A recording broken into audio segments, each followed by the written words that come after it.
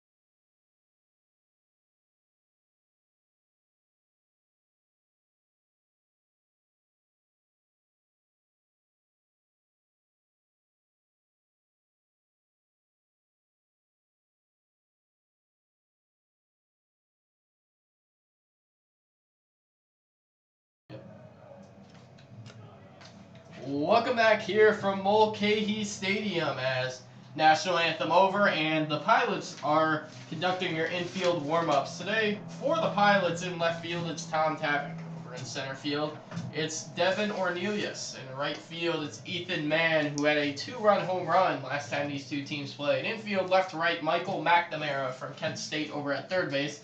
The shortstop today is Blake Wink. Over at second base, it's Fausto Lopez.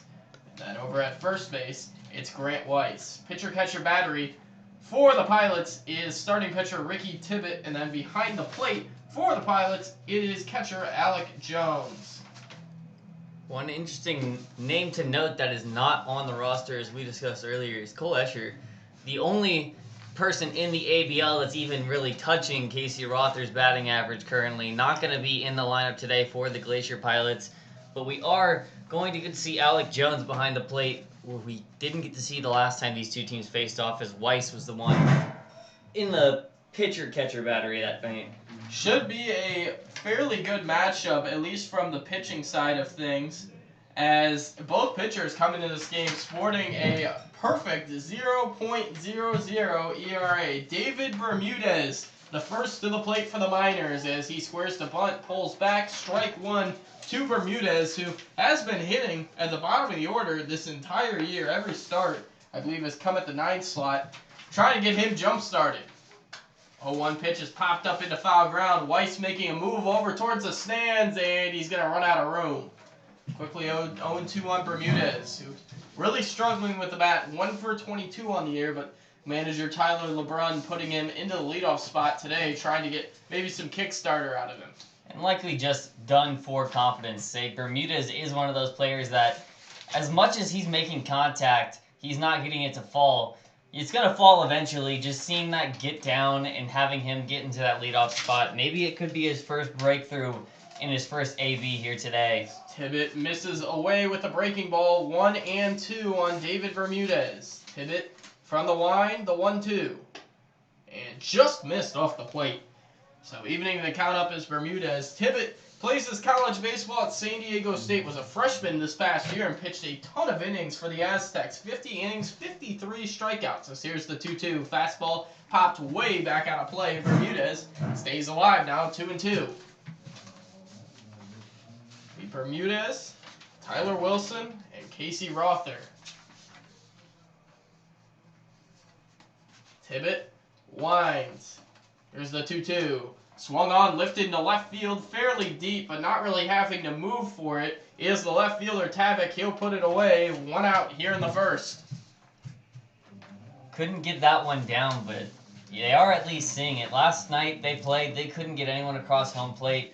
I'm sure that's a burden kind of bearing on everybody right now. They've had 24 straight scoreless innings. The second that they get a run across that plate, they're going to feel so much better, and they can finally just play their brand of baseball.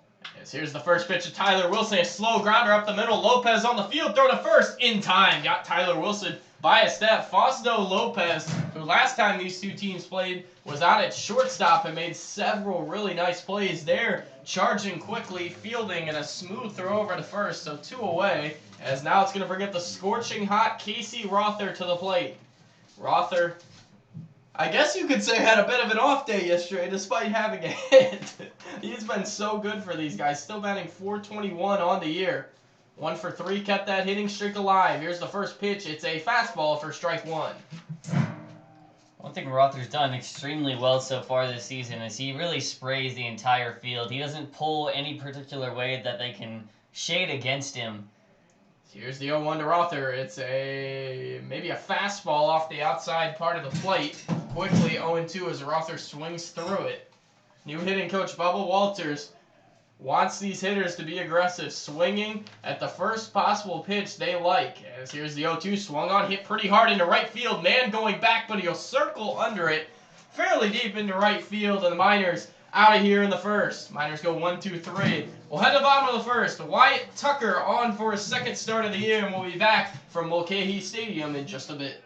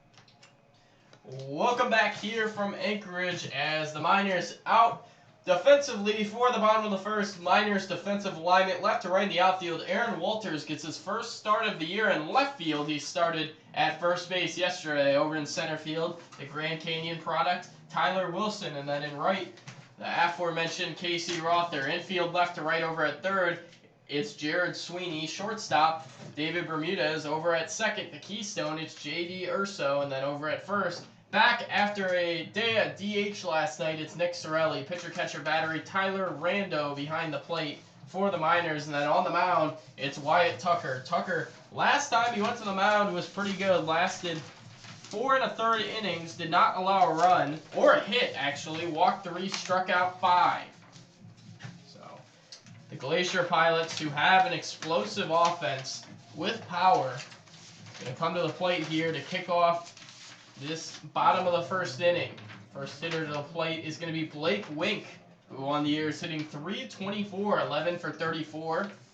No home runs or RBIs to speak of. Wink, batting from the right side against the right-hander Tucker. It'll be Wink, Tom Tavik, and Michael McNamara. Interested to see how Tucker approaches this right now, as he and Tibbetts should have a solid battle so far today. As first pitch swinging, it's a 2-hopper over to second. J.D. Urso up with it cleanly. 1 away, 1 pitch, 1 out. About as efficient as you can do it for Wyatt Tucker. And now stepping to the plate, it's going to be Tom Tavik. Tavik, the last time these two teams played, mashed a triple down the right field line and ended up scoring on a sac fly. Last time, starter Lance Santier was only able to make it 4 innings. He allowed 4 runs. Tavik steps in, left-handed batter. First pitch is a fastball just off the plate, so Tavik goes ahead in the count 1-0. The Miners, although they've been struggling offensively, their defense has really picked it up lately as there's a ball fouled away. We've seen their defense really pick it up from where they were at for the start of the season. Absolutely. They definitely come a long way in limiting the amount of mistakes that they're making, especially with their infield.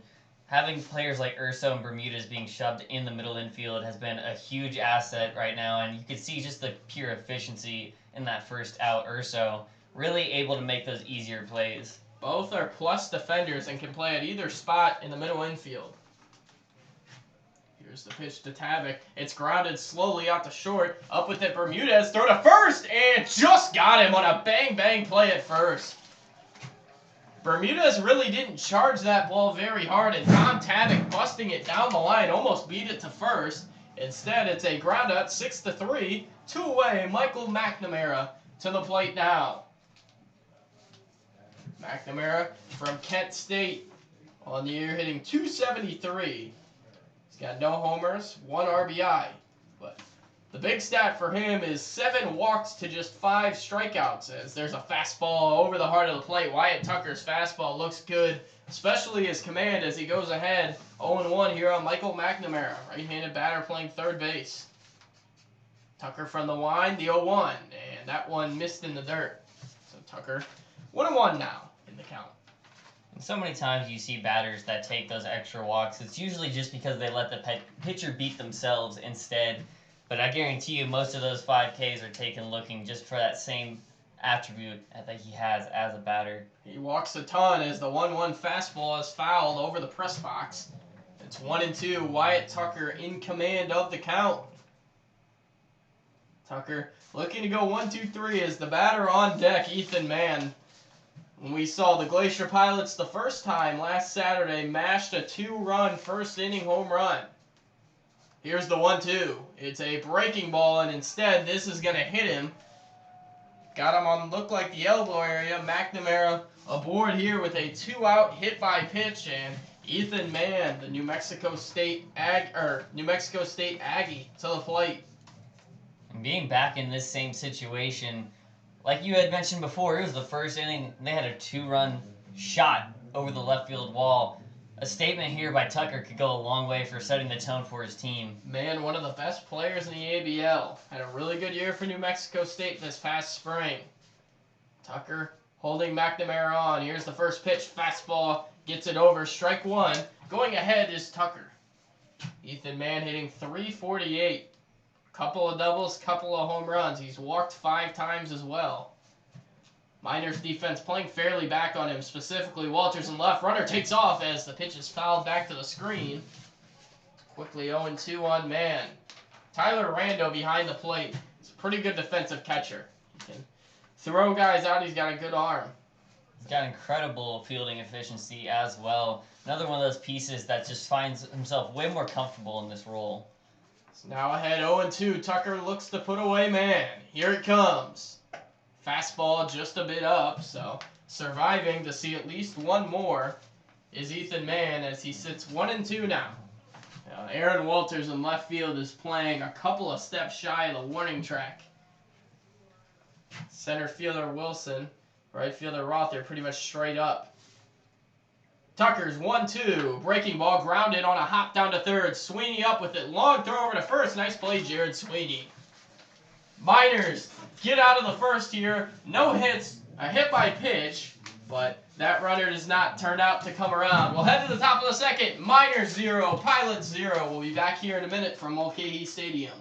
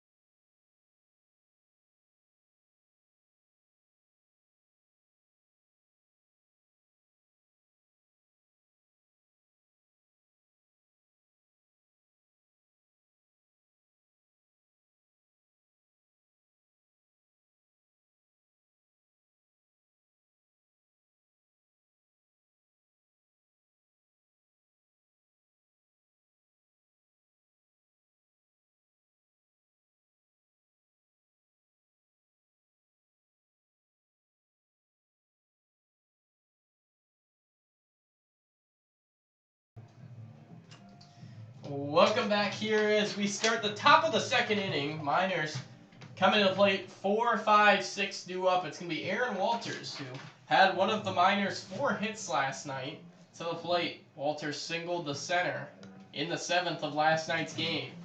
Got that on the heels of one of their only other hits, too, from Casey Rother. Getting a good swing early and establishing your presence at the plate could be huge for this team. You know that they want to hunt the fastball. That was something they really discussed in their team meeting this morning. Walters batting from the left side as there's a fastball off the plate. And Walters, pretty much a product of his dad, Bubba Walters. They love swinging at that first pitch fastball laid off there. As here's a fastball swung on, drilled into center field. That's going to drop on a hop. Aaron Walters, like I was saying, swinging at the first hittable fastball he sees, and good things happen. And that should take the lid off for the rest of his squad, seeing that this guy is quite hittable when you really take the time to look back at him. Tibbet giving up his first of the game there, only his 5th of the season, and hopefully many more to come for the Miners. That ball was smoked back through the locks by Aaron Walters, the Angelo State product. 1 on, none out. Tyler Rando at the dish. Here's a breaking ball for a strike. Hit the outside edge there. Walters over at first. Infield playing pretty much double play depth. Fausto Lopez shaded way up the middle. Hit towards the right side for Rando's easily. Gonna get him into first and maybe Walters to third. Here's the 0-1. Breaking ball grounded slowly out to short. Up with it, Wink. Goes to second. The turnover in time, double play. And Aaron Walters wiped out just as quick as that after 2 pitches. That's a double play. 2 away for the Miners, and it will bring up the 6th hitter in the order, Nick Sorelli. They take a man off there, but when you bring a player like Sorelli up to the plate, he's one that can really generate his own offense, as we've seen so far this year. Sorelli, who had been struggling just a bit going into yesterday, did have a hard hit single. He also barreled up another ball, which was caught in the outfield as there's a pitch Off the outside edge, strike one. Sorelli barreled up a ball, which was actually the last out of the game, into left center, but didn't have enough under it. A much more hitter-friendly field here today. There's a changeup swinging Sorelli, and he's down quickly 0-2. Still no scoreboard here at Mulcahy Stadium. Replaced or whatnot, as here comes the 0-2, and it is a fastball fouled back out of play. Not as big, quite as big of a crowd as we saw last Saturday. They really packed in Mulcahy last Saturday, but today more of a lighter crowd here to watch the Glacier Pilots and the Miners, as the 0-2 skips in front of the plate, so Sorelli ahead, or rather behind now, 1-2. And one big thing you noticed in that last foul tip he got, Sorelli, obviously a power batter, didn't really swing with everything in that last one, choked up as hard as he could like he normally does. 1-2 to Sorelli, and that one's in the dirt again, so Sorelli lays off 2 pitches low. Good takes there by Nick, and it's 2-2 on the power hitting first baseman.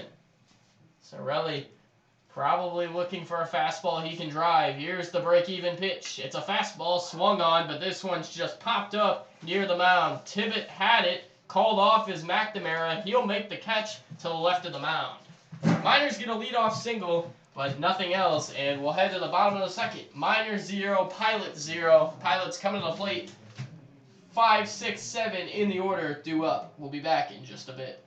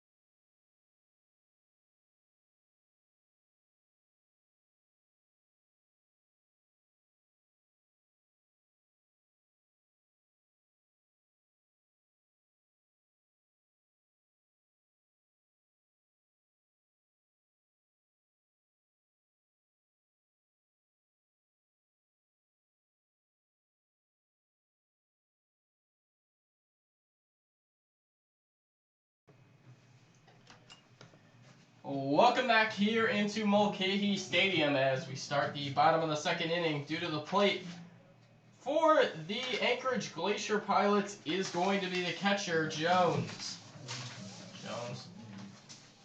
On the year, Alec Jones at Oral Roberts University as a freshman had big numbers, hitting .337, 8 homers, 25 RBIs. First pitch here is low and outside as Tucker goes behind 1-0 here in the count. It'll be the leadoff hitter, Jones, then Grant Weiss, and then Terrence Seguida, the designated hitter. As here's the 1-0, it missed away, so 2-0 now on the catcher for the Pilots. And Jones had big success his freshman year, like you had said, but didn't seem to translate so far. Only had 8 ABs in the ABL, but hasn't really found anything in those 8 appearances. So far, 0 for 8. Tucker winds. Here's a fastball line back up the middle. Bounced off Tucker. Fielded by Rando. He'll go to first, but it's not in time. Good job by Tucker. Whether that was on purpose or not to knock the ball down. Rando coming out of the plate. An athletic job there, moving all the way up the first baseline to field it, but his underhand flip just wasn't in time. So leadoff runner here for the Pilots, as looks like Tyler LeBrun is going to head to the mound now and talk with Tucker. Maybe it could be injury related. He's more than likely just wanting to check on him, especially when you have any of those high exit velos going near your ankles. Those are very sensitive and very tentative muscles and bones. You need to make sure that nothing chips or whatsoever. Yeah, it was a tough grounder back up the middle. Hit off his heel, it looked like, but Tucker's a tough kid, and he's got to stay in there. Especially after that first batter managed to get on base after a circus of events, he's going to want to make sure he closes out this inning because he's one that really takes these personally. Tucker, Texas A&M, as he'll throw a couple warm-up pitches after just to be sure.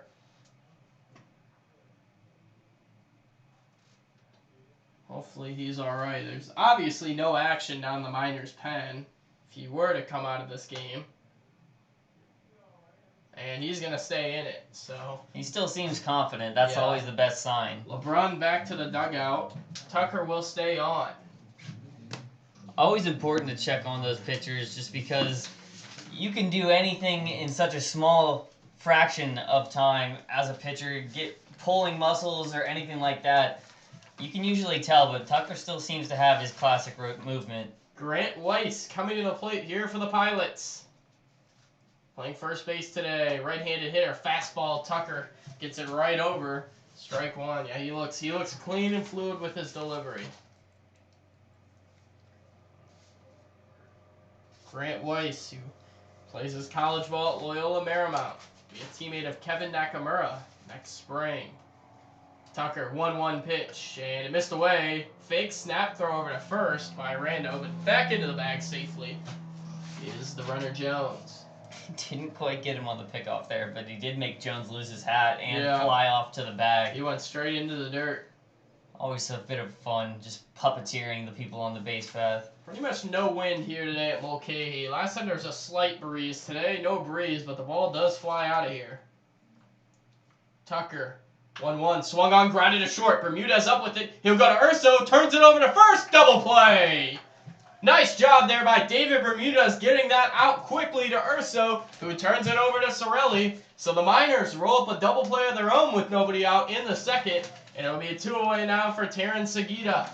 Nice 6-4-3 right at you from the Miners, giving it right back to the Pilots, just replaying what they had happen in the previous part of this inning. And now Miners 2 outs in this inning. Aforementioned, we said how good the Miners' middle infield defense could be with Urso and Bermudez as they turn it over there. Seguida fouls that pitch away. Playing way back on Seguida, almost in the outfield is J.D. Urso. Seguida, not the speediest guy, so sacrificing some ground in order to throw him, or to field the ball better and throw him out is 1-1 on Seguida. And he has come back a bit to earth from his earlier batting average in this season. As he swings and misses behind the fastball. Good fastball from Tucker, commanding it well, 1-2. Seguida started the season hot. 6 hits so far, only 1 extra base hit among those. Still hitting .316 as here's a fastball off the plate. Ball 2, yeah, Seguida. .316 batter. He's walked a couple of times. He's only struck out twice. 19 at-bats. Vermilion Community College. Here's the 2-2. Fastball missed up. So Tucker's gone 3-2 on Terrence Seguida. If he were to reach, it would be Fausto Lopez, the second baseman, on deck. Tucker back to the mound. Infielder Urso, the third baseman, shaded almost towards shortstop as there's a fastball fouled away. Yeah, Miners infield really shifting. Miners do more shifting than pretty much everybody in the ABL, even if it's not a ton, but Urso in right center field pretty much right now, shaded almost behind the second base bag is Bermudez, and playing a deep shortstop hole is Sweeney as there's a breaking ball just off the plate. Oh, where did that miss? Seguida walks, but Wyatt Tucker almost had strike 3 there on a borderline call, and instead it's going to be a 2-out walk, and Fausto Lopez will come to the plate. And for Tucker, this honestly might be facing an easier batter. Last time they played, Fausto got a shot up the middle for 1 single in the game, but only batting a 0.42 average so far this season. Definitely can't seem to get much going his way either. Yeah, Lopez just 1 hit and 24 at-bats as that fastball misses upstairs. Yeah, Lopez has 4 walks on the year, so he's at least gotten on base in that variety. Only 3 strikeouts. That's a trend for this Pilots team. They walk a fair bit, and they don't strike out a ton. The longer you can stay alive at the plate, generally the better for the batter. As there's a good fastball, swing and a miss on the outside edge from Wyatt Tucker. Facing the 8-hitter, Fausto Lopez. On deck circle would be Ornelas. And then in the hole is the top of the order, Blake Wink. Seguida, not much of a threat to run over at first. 1-1 coming to Lopez. Fastball, or breaking ball rather, check swing. Nice block by Rando. He went around. 1-2. That was a really nice breaking ball. Maybe a curve there from Wyatt Tucker. And he made up his mind about swinging at that pitch before it was even delivered, it seemed, as he started to go around and couldn't stop himself in time. Seguida with one of the shortest leads I have ever seen over at first base. He's got maybe a step and a half. Is the 1-2 breaking ball, grounded, Tucker off the mound, athletic play, throw to first, in time by a step. Nice play, Wyatt Tucker. It's a lot harder than it looks over there, getting off the mound and delivering a strike to Nick Sorelli. A nice bounce back from that earlier check-in on his health in the inning as he ends it himself with a ground out 1-3. So the Pilots do get a hit and a walk. The hit is wiped out by a double play, and the walk is wiped out by an inning-ending ground out to Tucker. We'll head to the third. Miners looking to get on the board first here from Mulcahy Stadium, and we'll be back in just a few moments.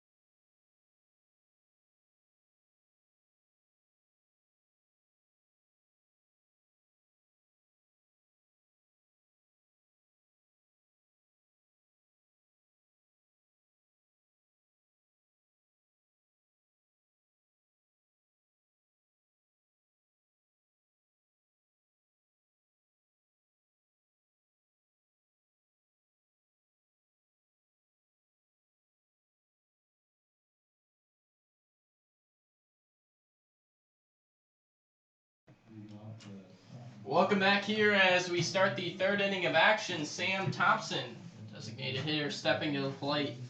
Thompson, right-handed batter, looking to get it going a little bit at the plate. Thompson watches ball one there on the year for Sam. He's struggled a bit. 3 for his first 26, but he's hit a lot of balls hard. And you got to think they're going to start falling at some point as he swings through a fastball there. 1-1. Back out for his third inning of work is the pitcher, Tibbet. Ricky Tibbet, San Diego State on the bump. 1-1 to Sam Thompson. Here it comes. Fastball driven to the right side, but caught on a little pop play over to Grant Weiss. One away here for the Miners in the third, and now it's going to be Jared Sweeney. Sweeney had struggled a bit to start the year. Had the last couple of games off. Hopefully that'll help him get his head right as Sweeney steps to the plate here. Right from the left side, it's the right-handed Tibbet. Center fielder, Ornelas, is shaded a little bit towards right center. First pitch coming. Breaking ball, strike one. Tibbet goes ahead. Said pregame that could be a bit of a pitching duel, and that's what we've got so far. Right now, both sides really holding down their own on the bump. As Sweeney swings and lines this on a couple of hops, Lopez up with it at second. He'll go to first. 2 away. Sweeney hit that fairly hard, but right at Fausto Lopez. And now it's going to be J.D. Urso looking for his first hit in a Miners uniform. Urso yesterday took the collar 0 for 3, but didn't strike out. Put every ball in play. Almost had an infield hit to score the Miners' first run in the 7th, but was unable to beat it out by a step. And all 3 of those were fairly close infield balls. Urso just couldn't happen to beat any of them out, but he does have the ability, like you said, to see the ball fairly well. As Urso goes down 0-1 here with the foul ball. Comes the 0-1. Fastball low and away, but it hit the black apparently. 0-2. Now center fielder Ornelas shaded towards right center. Interesting outfield alignment. Ethan Mann in right is actually playing fairly shallow as the 0-2 misses way off the plate, but over in left field, Tom Tavik is way near the wall. He's a couple of steps away from the wall, so an interesting defensive alignment here. There is a huge gap in left center for the right-handed hitting Urso.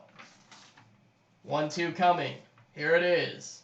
Breaking ball line, shallow right center field. Coming on his man, and he'll make the catch in right center field. Miners go down in order here in the top of the third. We'll head to the bottom of the third. Coming to the plate for the Pilots will be 9-1-2, and we'll be back in just a minute.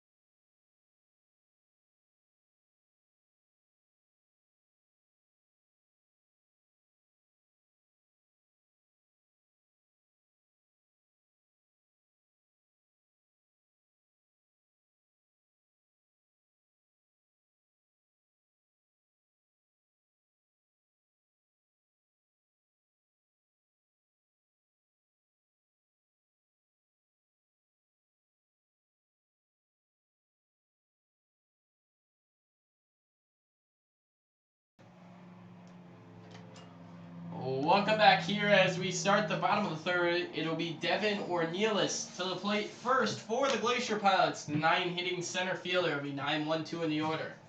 Tucker looking for a clean third here. He hasn't allowed a run through the first 2 innings, although it hasn't been without a runner reaching, but he's done a good job working around trouble. Hasn't recorded his first strikeout of the day yet either. Would love to do that with the leadoff hitter here in Ornelas and just start at the top of the rotation again. First pitch here to Ornelas is a fastball outside corner, strike one. Yeah, that was kind of the same story in Tucker's first start of the year against the Shugiak Eagle River Chinooks, as he didn't really start racking up strikeouts till third, fourth, fifth inning, and the one out in the 5th inning of work, but he got him eventually as that pitch misses off the plate. He's got tons of strikeout potential, and Tucker looking to maintain that perfect ERA. Very good so far for the Miners. Here's the 1-1. Fastball lined into left center field. That's going to drop. Wilson over to get it in the left center field gap. And there's a leadoff single for Devin Ornelas as it'll step up to the plate. Blake Wink. Wink in for his second at bat. He swung at the first pitch of the bottom of the first and grounded out to J.D. Urso. Miners certainly could use another double play here. So I'll try to twist it one again on the ground. Definitely a possibility. If Wink is going to be this aggressive with some ambush tactics, usually you're only going to get a part of the ball. If he's lucky, Tucker puts it low enough, he could get a nice double play ball. Runner takes off first pitch, swung on a miss, throw down at second base is not nearly in time, so safe down at second is Ornelas, who can really run, and he was running right away. First pitch there. And on turf, you tend to run a bit quicker, and Glacier Pilots certainly utilizing that. So they do get a swing and a miss on Blake Wink. Tucker now trying to just concentrate on Wink at the plate. Ornelas, modest leadoff second. So 1. Scoring to bunt. He gets it down, but it's going to roll foul. So Blake Wink in an 0-2 hole now. Now that weapon is out of his arsenal. Can't bunt on an 0-2, but got to still try and advance the runner. Looking to put him away here. Right now, Tucker would love to get a first strikeout, punch out the man right here for the first out of the inning. Wink, the Fresno State product, back to the plate. Tucker checks Ornelas over at second. Here's the pitch. Breaking ball on the hands, but he fought it off, fouled it back off the railing of the Glacier Pilot dugout. It'll stay 0-2. Wink's honestly lucky there with the shot, how far it was inside. Tucker really drew him into a jam shot there, but just lucky it went foul. Looking ahead towards tomorrow, where the Miners will start that long 5-game series against the Peninsula Oilers in Kenai. Christian Seahorse slated to get the start in that one. Here's the 0-2 again. Fastball swing and a miss. Wyatt Tucker rearing back on that fastball outside corner. All Wink could do was swing through it. And there's one away now for Tom Tabak. Ring it up as his 6th on the year already. Wyatt Tucker continuing to keep control in this game despite the runner in scoring position. Tom Tabak to the plate now. He was thrown out at first on that ground out to Bermudez at short on a bang-bang play at the bag. Tabak at bat number 2. Here's the pitch. Fastball way in. Tabak bends out of the way. 1-0. Miners defense playing pretty much straight up. Sweeney a couple steps off that third base bag. Urso over at second straight up. Bermudez holding on the runner. Ornelas at short. Tucker's 1-0 pitch is grounded sharply to Sorelli. It's off his glove. Covering at first is Tucker, and the throw is not in time. Sorelli going for it. Urso probably would have had it at second base had he let it go through, but Sorelli attacking the ball aggressively. Hit off the heel of his glove, and the throw to first, the covering Tucker is late. So a runner reaches. Imagine that would be scored in error there on Nick Sorelli. So first and third, but silver lining to that is now you can get an inning-ending double play here. If you're careful, it'll be the 3-hitting Michael McNamara to the plate. He got McNamara in a hole his first at-bat, but he was hit by a pitch. And a lot of the Tucker South pitches seem to be working right now. There's a fastball right by him swinging, 0-1. Middle infield definitely playing for that double play. Big holes both through the regular positions of the middle infielders. The ball hit towards straightaway def second or short would be a hit. Runner takes off here, breaking ball, strike, throw down to second base is not in time. Runner at third holding. And the double play now out of the equation, but it is 0-2 on the batter at the plate in the form of Michael McNamara. Now they can really run on this turf. They ran a couple times the first time we saw them on the bases, and right there on an 0-1 pitch taking off was the runner Tabak. If you can't take him out around you, take him out with the man right in front of you. Wyatt Tucker absolutely looking for a punch out here. Here's the pitch. Fastball, check, swing, roller down to third base. Sweeney picks up, he goes to first. Sorelli coming home with it, and he's not in time. Safe at the plate is the runner. Ornelas scores over to third. Goes Blake Wink, and the Glacier Pilots are the first on the board. Unfortunate break there for the Miners. The throw by Sorelli would have beat him to the plate, but it was in the dirt, and Randall was unable to pluck it out. So the Glacier Pilots on the board first here, and still damage looming on third base. Blake Wink over at third, so Tucker tried to get out of it, just giving up one.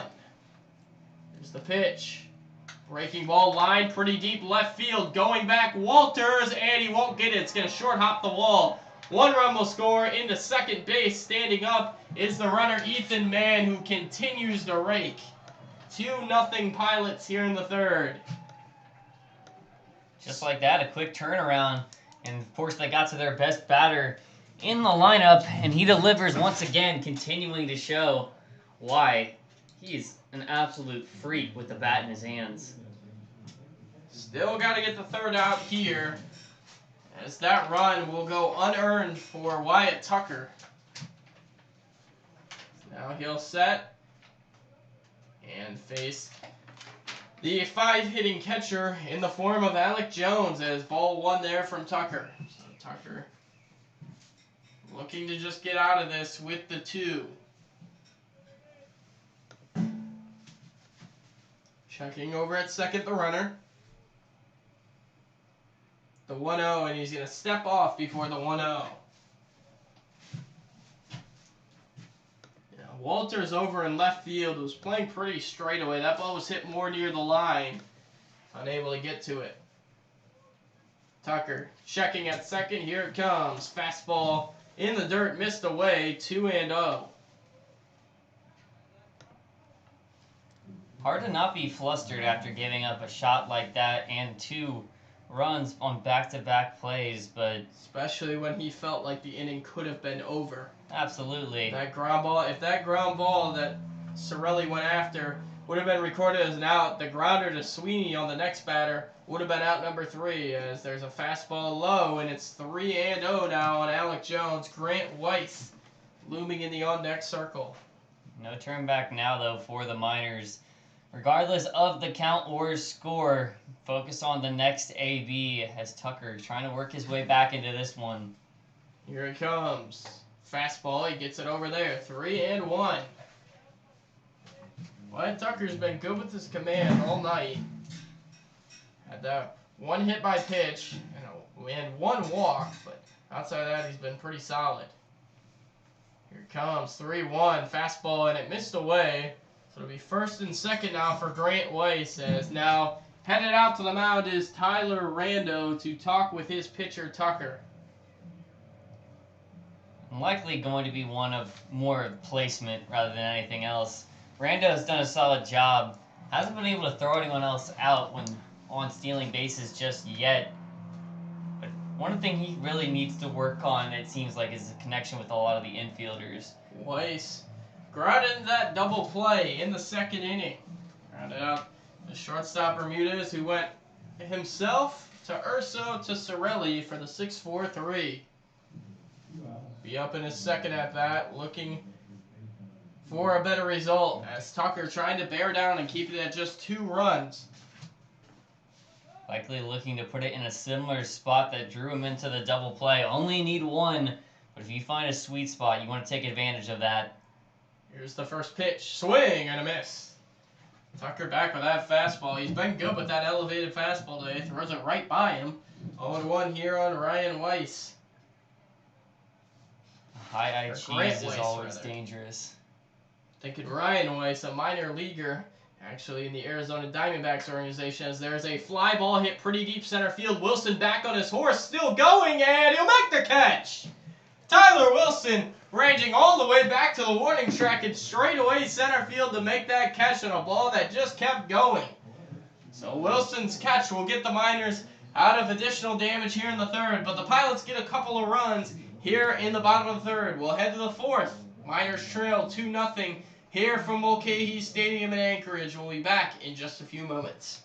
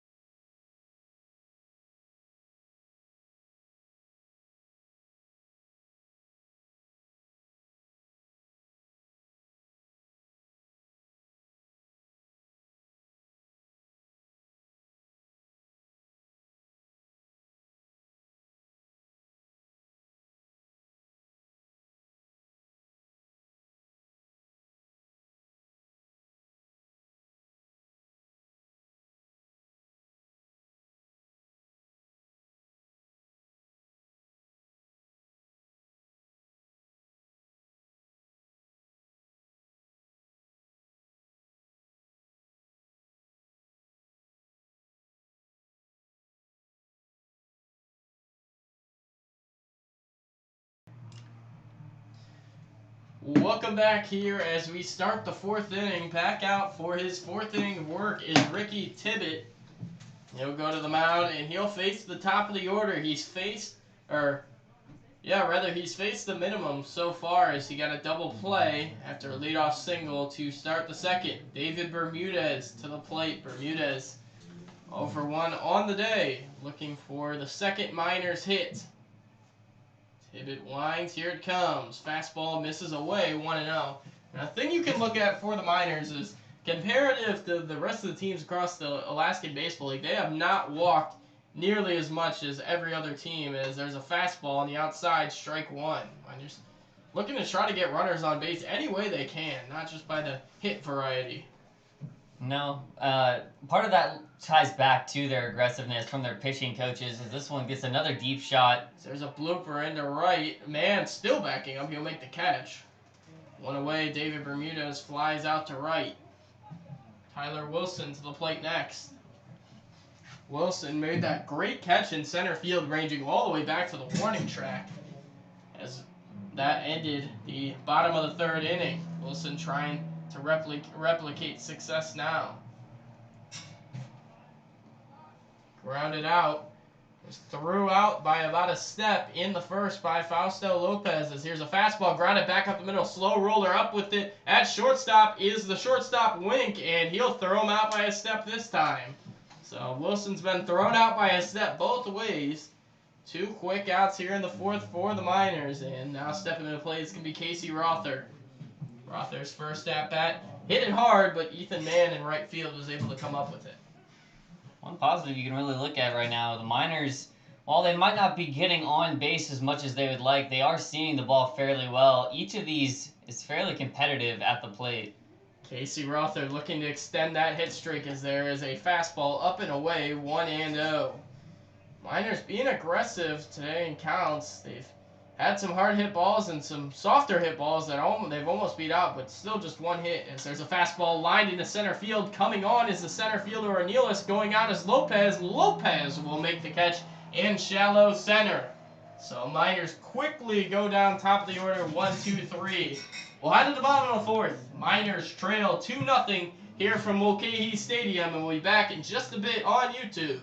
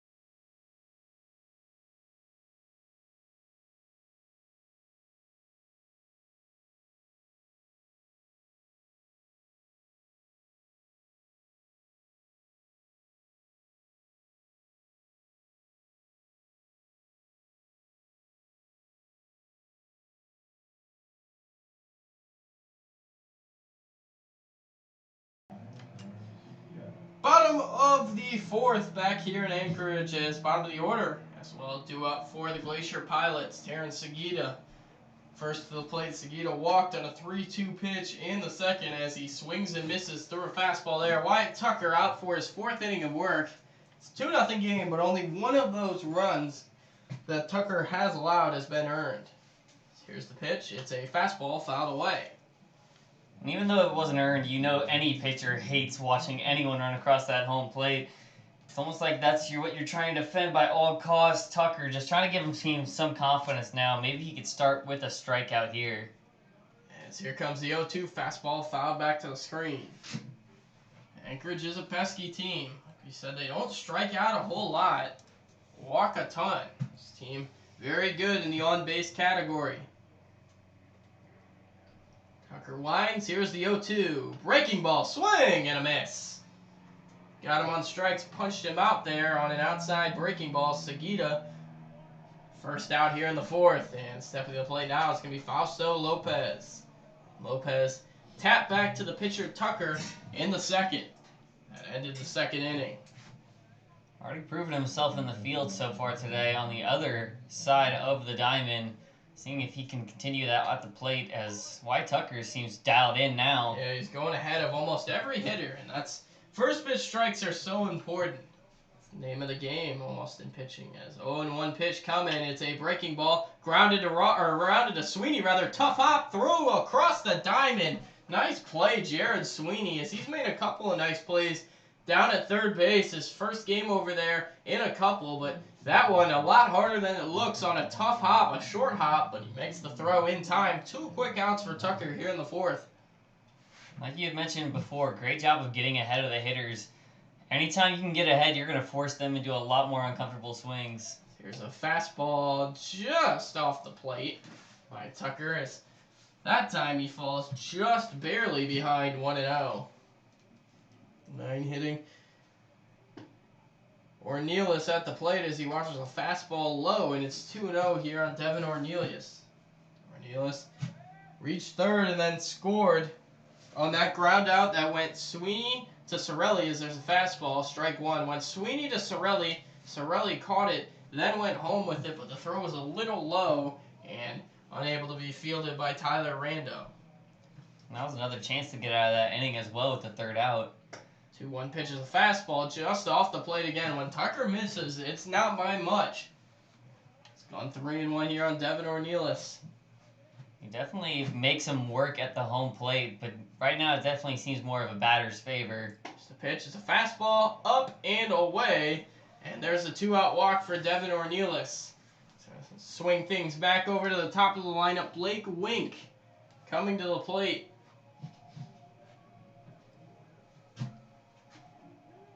So far, Wink hasn't been the one to create much for others in this game.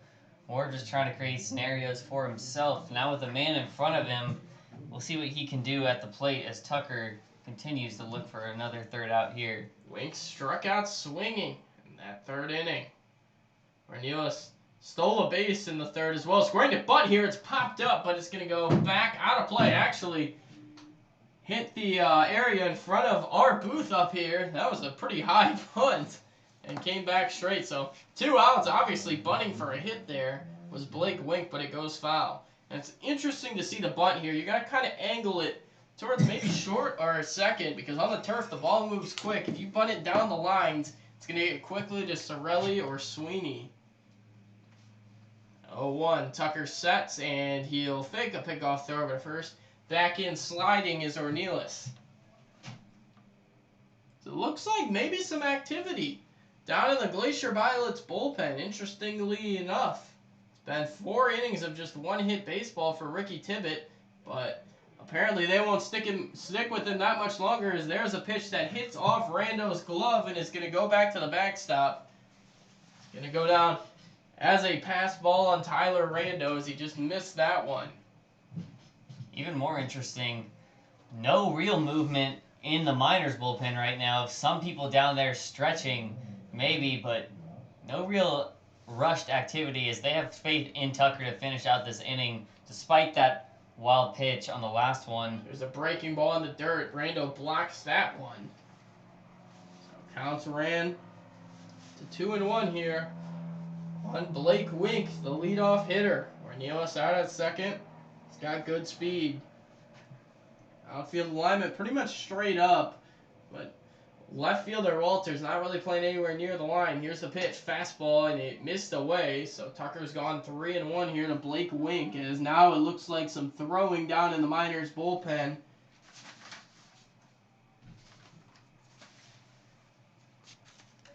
Looks like a right-hander. Here's the pitch. Runner breaks for third. It's grounded to shortstop through the umpire's legs. Bermudez keeping his concentration. Throw to first is in time. A bit high, but Sorelli able to stretch. How about that? David Bermudez keeping his composure, even as the umpire standing there had to go between his legs. Great play by the umpire, too, honestly. Pilots get a 2-out walk and a passed ball, but can't bring him around. We'll head to the 5th. Miners still trail 2-0 here from Mulcahy Stadium in Anchorage. We'll be back in just a few moments.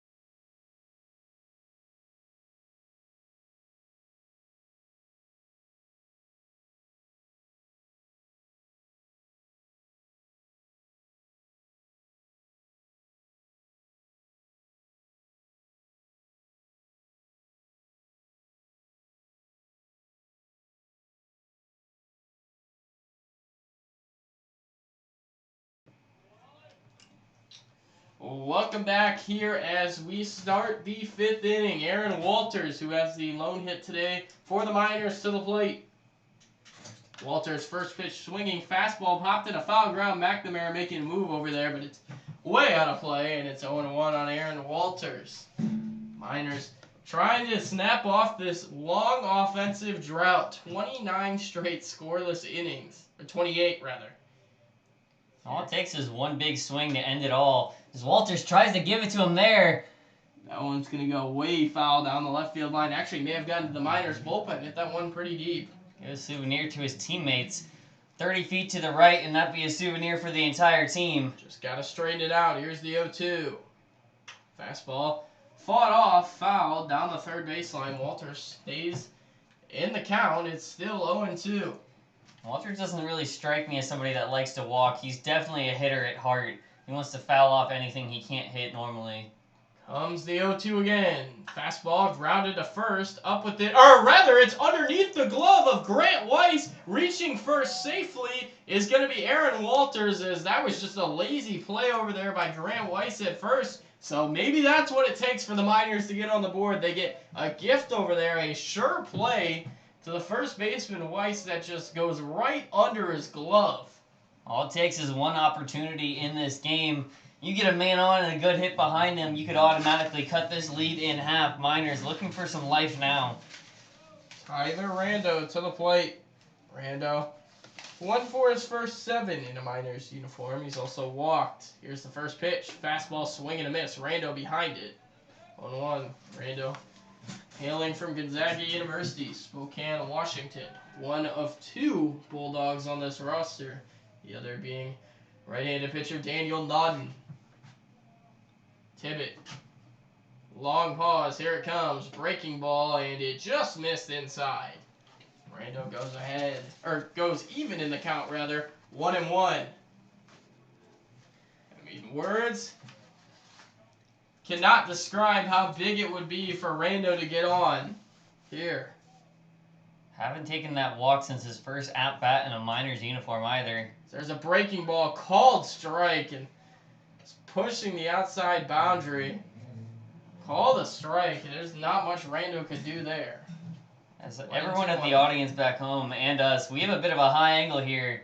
That one looked like it hit more in front of the black than in the black. We have probably the best location we'll get.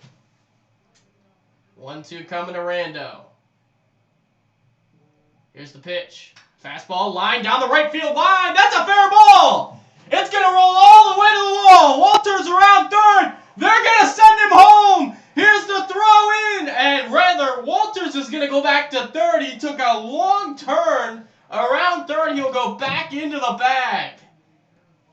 Oh, man, it looked like had they sent him, he might have made it.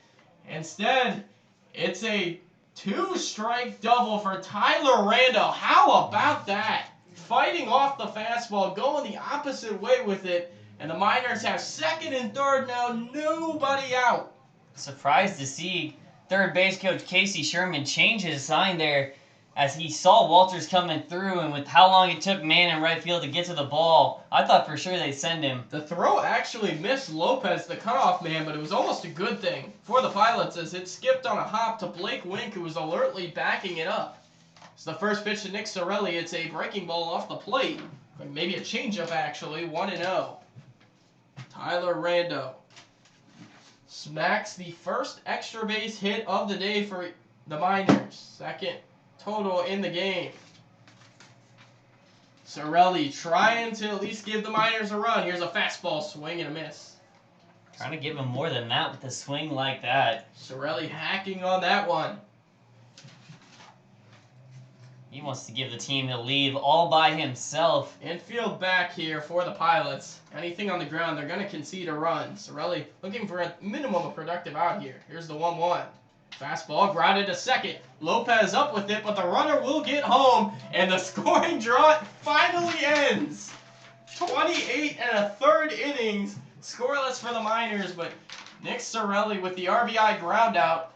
That's just a productive at-bat there. He didn't try to do too much. He obviously wanted a hit there, but was still able to get a productive out. And Sam Thompson with a runner on third and one away will try to tie this up. That's the most important thing. A ground ball like that with only one option for the force out. Not only did he bring him home, but advancing that runner. So that ball's way up and in on Thompson. 1-0. Miners would love to tie it up here in the 5th. And with a hitter like Thompson, they have a great chance too. Even the ones that fly out and line out for him, they're delivered fairly deep if they can get out of the kitchen. As here's a swing and a fly ball deep down the right field line, but that's going to go foul. Thompson got a good swing on that, we've said. Although his average has struggled, he's been hitting balls pretty hard. That time he gives a gift to the other bullpen as he sends it to the Glacier Pilots. Something to think about. Thompson ready for the delivery now. 1-1 breaking ball. Took a big hack and miss there, and now he's down 1-2. Gotta take the time to recollect yourself after swinging at a break like that. You know the pitcher feels like they're in control. Anything defensive, fouling him off could get you back into the mental state to hit this pitcher. Here it comes from Tibbet. Breaking ball lined to short, but it's caught by the shortstop Wink. Thompson with another decently hit ball, but right at the shortstop. That's a big out for the Pilot defense. And now that runner on third's verdict is going to be up to the bat of the third baseman, Jared Sweeney. Miners would hate to leave a runner on third with just one away. They've struggled so much this year with runners in scoring position, and plating that run would go a long way to boosting momentum. Sweeney, left-handed batter in. Here's the pitch. Swing and a miss on the breaking ball, 0-1. Not surprising to see the Miners trying to attack early on that count again, but if you miss like he does there, you're automatically down in a 0-1 hole, so that's the risk you take with those tactics. 0-1 to Jared Sweeney. Here's the pitch. Swing and a miss. Came with the fastball. Sweeney now down 0-2. Ricky Tibbet trying to get through 5 with just 1 run allowed. Still activity in that Pilot's bullpen. And that was the first run that Tibbet had allowed on the season as well. So props go out to Nick Sorelli for finally breaking that streak as well. Sweeney back in, the 0-2. Swing and a miss on a pitch in the dirt. So 3 straight swinging strikes will end it here for the Miners in the 5th. But they finally get off the schneid and the scoring drought with a run on a Nick Sorelli RBI groundout. We'll head to the bottom of the 5th. Miners trail by a run here from Mulcahy Stadium, and we'll be back in just a few moments.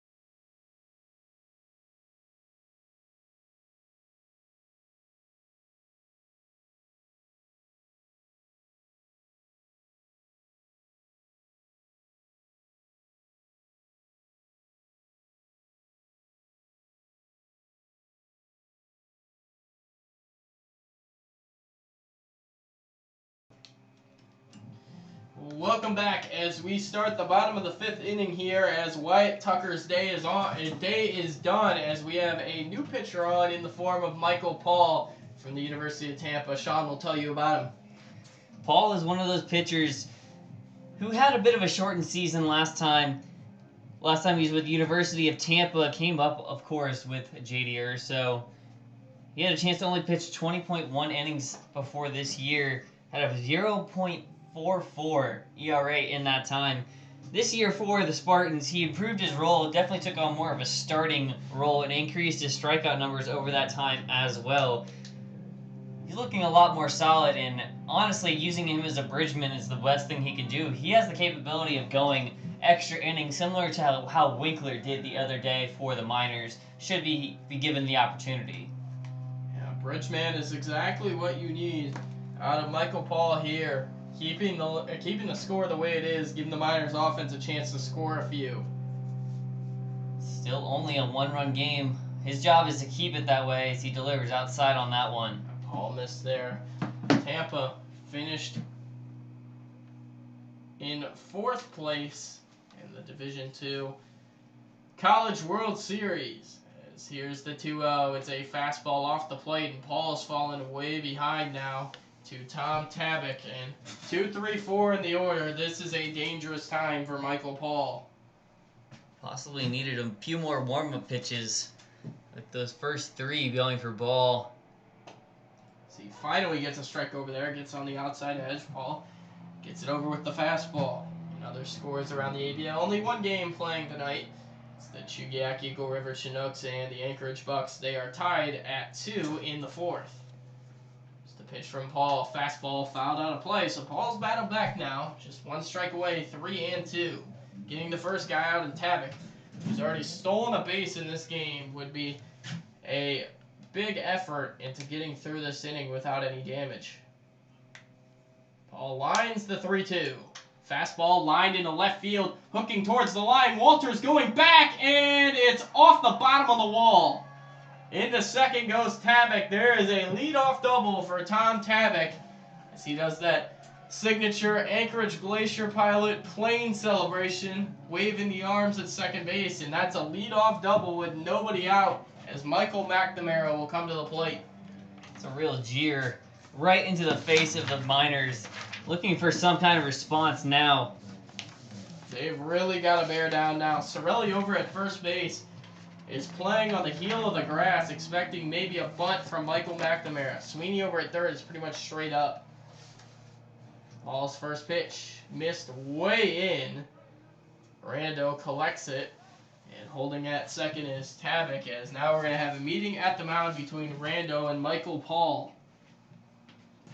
And this is just a point where you got to calm him down. He's come in. When you allow a hit in your first batter, it's always a bit rattling for the pitcher. But he's one that's definitely dealt with this before. He's gone through multiple games where he's given up multi-hits. Biggest thing is making sure that he doesn't come across and make this a 2-run game again. Tabak on second. Michael McNamara at the plate. Here's the pitch. Breaking ball. That just missed low. Paul's falling behind 2-0. Ethan Mann, power hitting right fielder in the on-deck circle.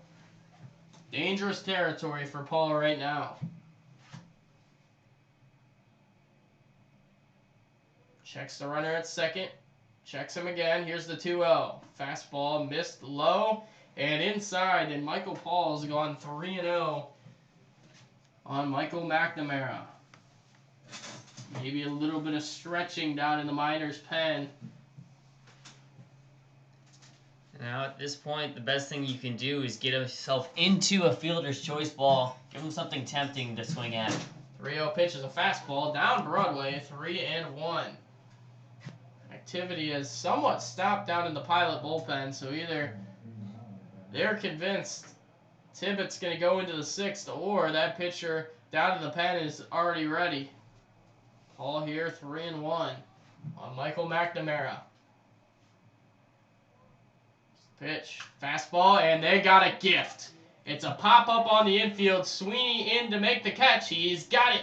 1 away. That is a gigantic out on a gift from Michael McNamara on the pop-up. Well, just serve it up on a silver platter right there for Sweeney. The best thing he could have given his team there, like you said, no advance, no movement whatsoever, and everybody on the infield well aware of where that one was going. As looking at the other game score, the Anchorage Bucks put a couple on the board in the top of the 4th. They now lead the league-leading Chugiak Eagle River Chinooks by a score of 4-2. Now it's Ethan Mann, power hitting right fielder. Here's the pitch. Breaking ball off the plate, ball 1. Runner at second, Tabak, is really trying to disrupt Paul's flow. Dancing off the second base bag, getting big leads, going back, dancing off again. Right now, if he could disrupt Ethan Mann's contribution to the team, Paul could really regain the momentum for himself. As Paul is going to balk here, as I said, Tabak's antics over at second were really throwing Michael Paul off, and he balks there.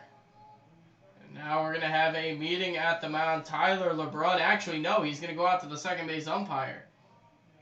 And I was going to say, it seemed like Tabak was showing his hand a bit early. Paul wasn't even in his full movement yet. As Tyler LeBrun standing out, pleading his case with the second base umpire. And now he'll head back to the dugout. Short conference. And Mann back to the plate with a runner on third. Ethan Mann in these situations is about as deadly as it'll get. Probably the most important at-bat that Paul's going to have so far. He really needs to be faced with bringing him out at the plate, not allowing him to put anything into play with only 1 out so far in the inning. And a 1-0 count to Mann. Here's the pitch. Fastball foul away. Infield is in. Urso, Bermudez, Sorelli, all on the lip of the grass. Sweeney, actually, is a few steps onto the turf. Trying to keep an eye out for that sacrifice bunt. So there's a breaking ball off the plate. Check swing. Didn't go. 2-1 on Mann. On deck batter would be the catcher Jones. Alec Jones. Here comes the 2-1. Fastball pops straight up in the air. How about another one? Calling for it is Urso. And he's got it. A high pop-up, but doesn't go anywhere. And Ethan Mann has got to be frustrated there. That is another huge out for Michael Paul. And he just needs one more lucky stone to get out of it here in the 5th. Gonna have to call a moonshot like that, the Michael Paul special. 2 back-to-back now in huge situations for the Miners. And both when he was behind in the count. 2 really dangerous hitters. Dangerous hitting McNamara and dangerous hitting Mann. 3 and 4 in the order both pop out as there is a fastball low and away. 1-0. Won't say Alec Jones isn't nearly as dangerous, but did only record his first out or his first hit here today, as there was some confusion on the mound around Tucker. There's a fastball popped into the air, should be playable. Sorelli in foul ground. He's got it. What a tightrope job by Michael Paul as the runner got to third with just 1 away, but he navigates it around it with a couple of pop-ups, and that'll send us to the 6th. Miners trail 2-1 here from Mulcahy Stadium. We'll be back after just a short break.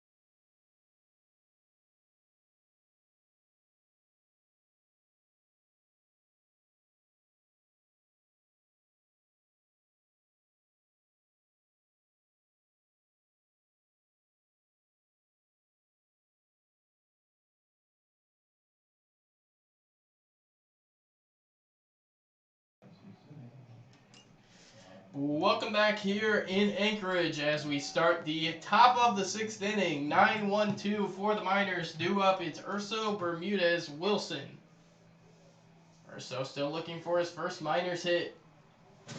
Ricky Tibbett out there for a 6th inning work as a breaking ball missed upstairs. Urso ahead, 1-0. Miners still without a walk today, and they were held walkless last night as well against the Chinooks. There's the 1-0. Fastball swung on and fouled out of play. And you know, with an aggressive hitting coach like Bubba Walters, the walks aren't going to be a crazy number, but Miners held without one for about a game and a half.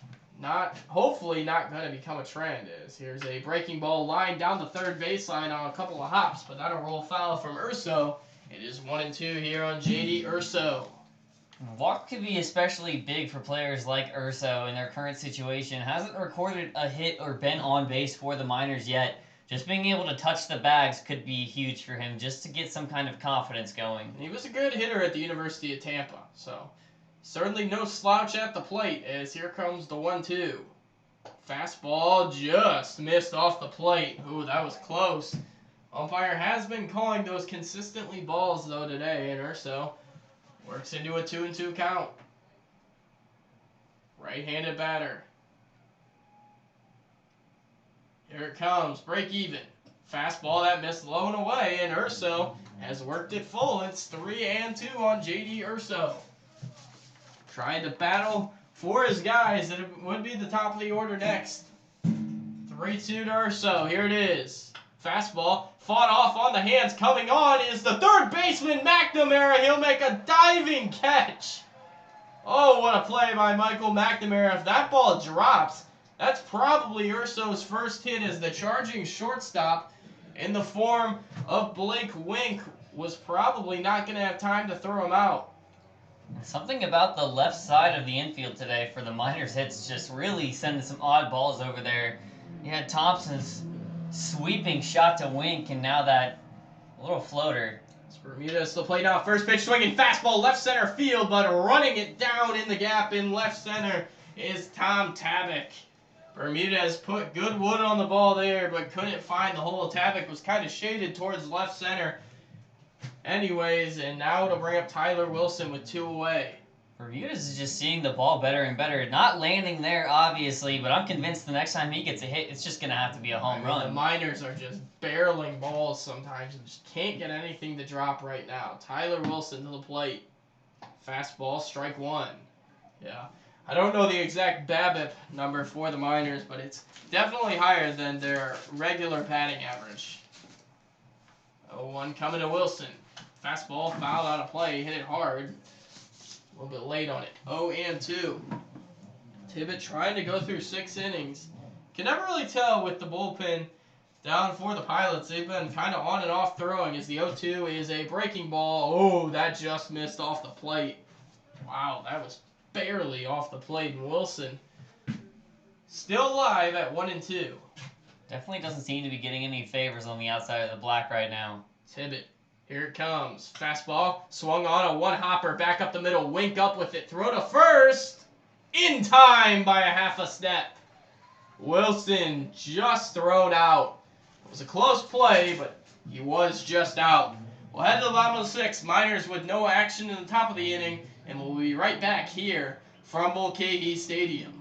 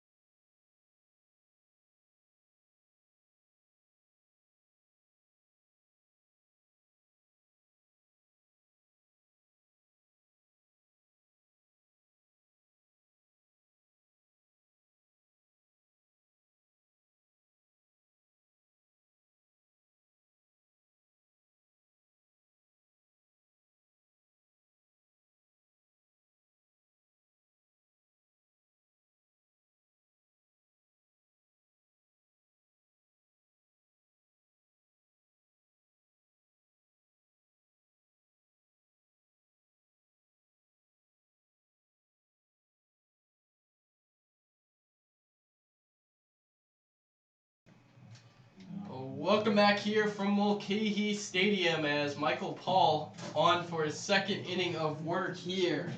Paul gave up a leadoff double to start the action in the bottom of the 5th, but was able to navigate around it.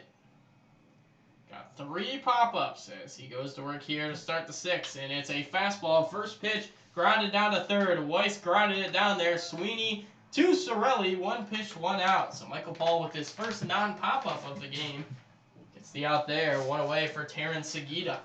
Guess he is a bit more versatile than we thought. Doesn't just have the Michael Paul special of a moonshot.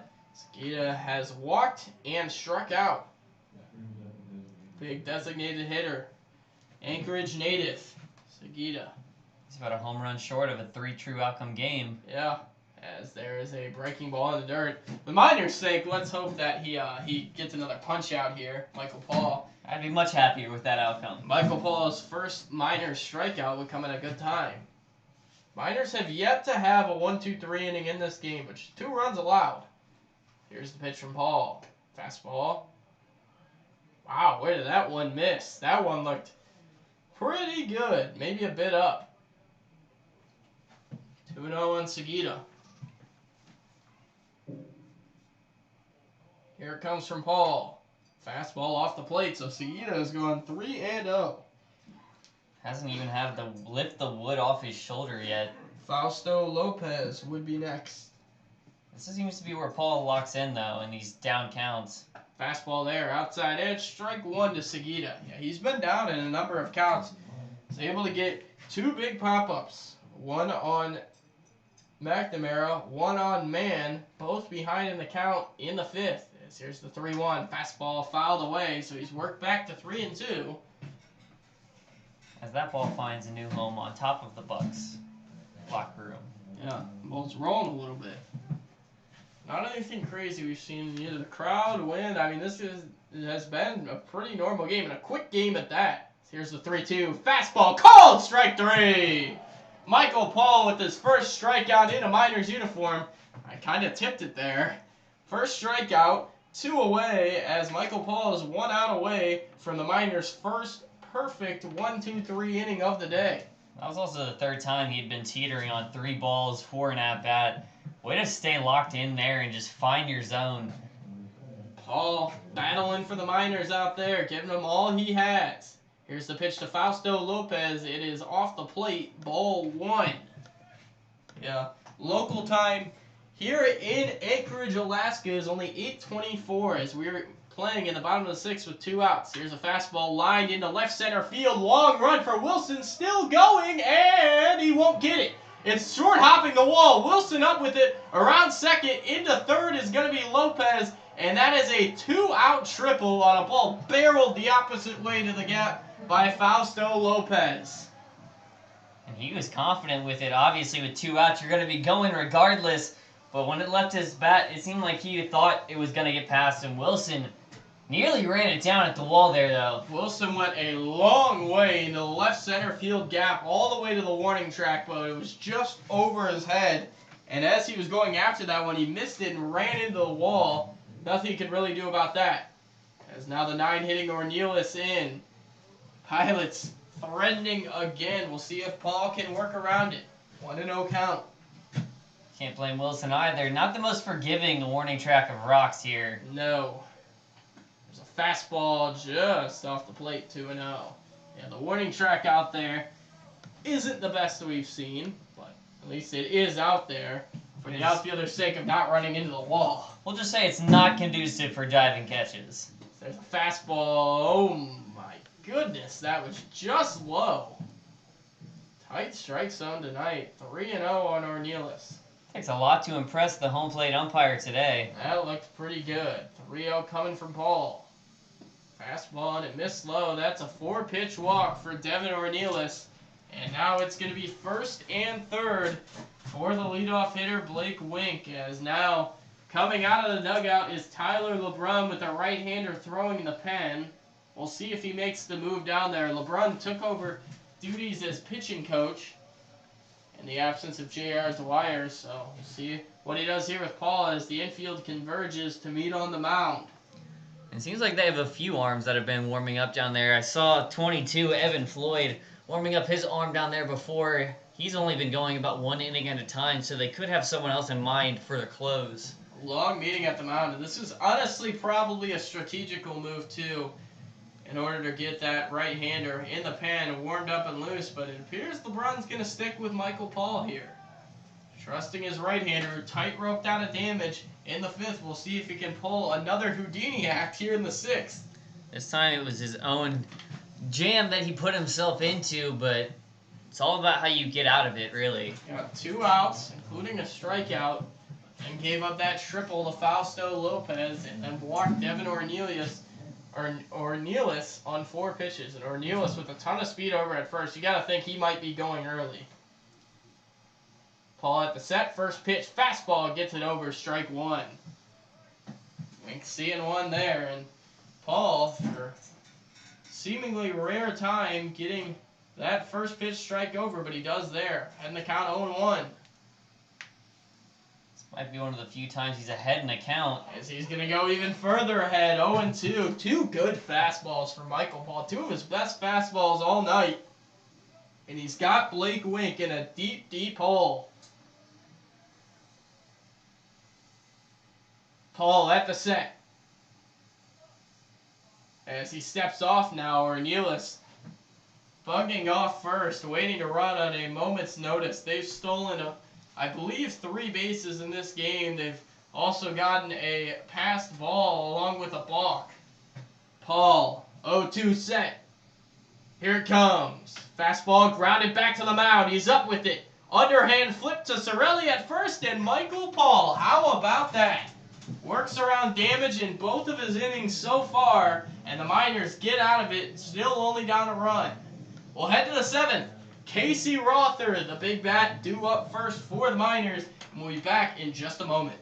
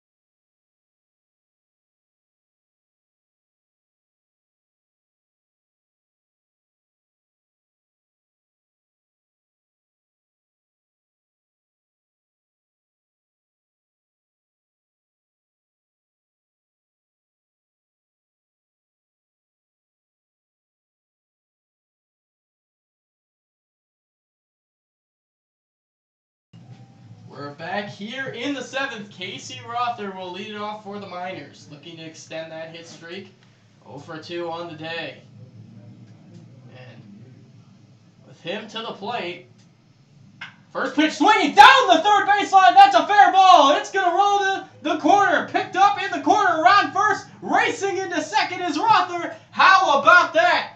Extends the hitting streak right away. Casey Rother jumps all over the first pitch. And that's a lead-off double for the Miners. Spike all the way to the top of the audio.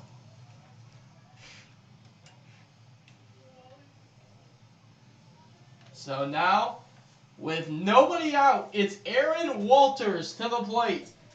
Getting a man in scoring position to start him off, too.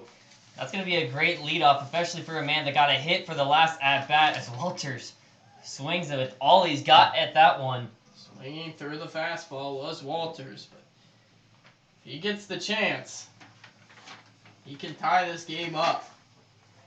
Rother at second. Led off the inning with that double.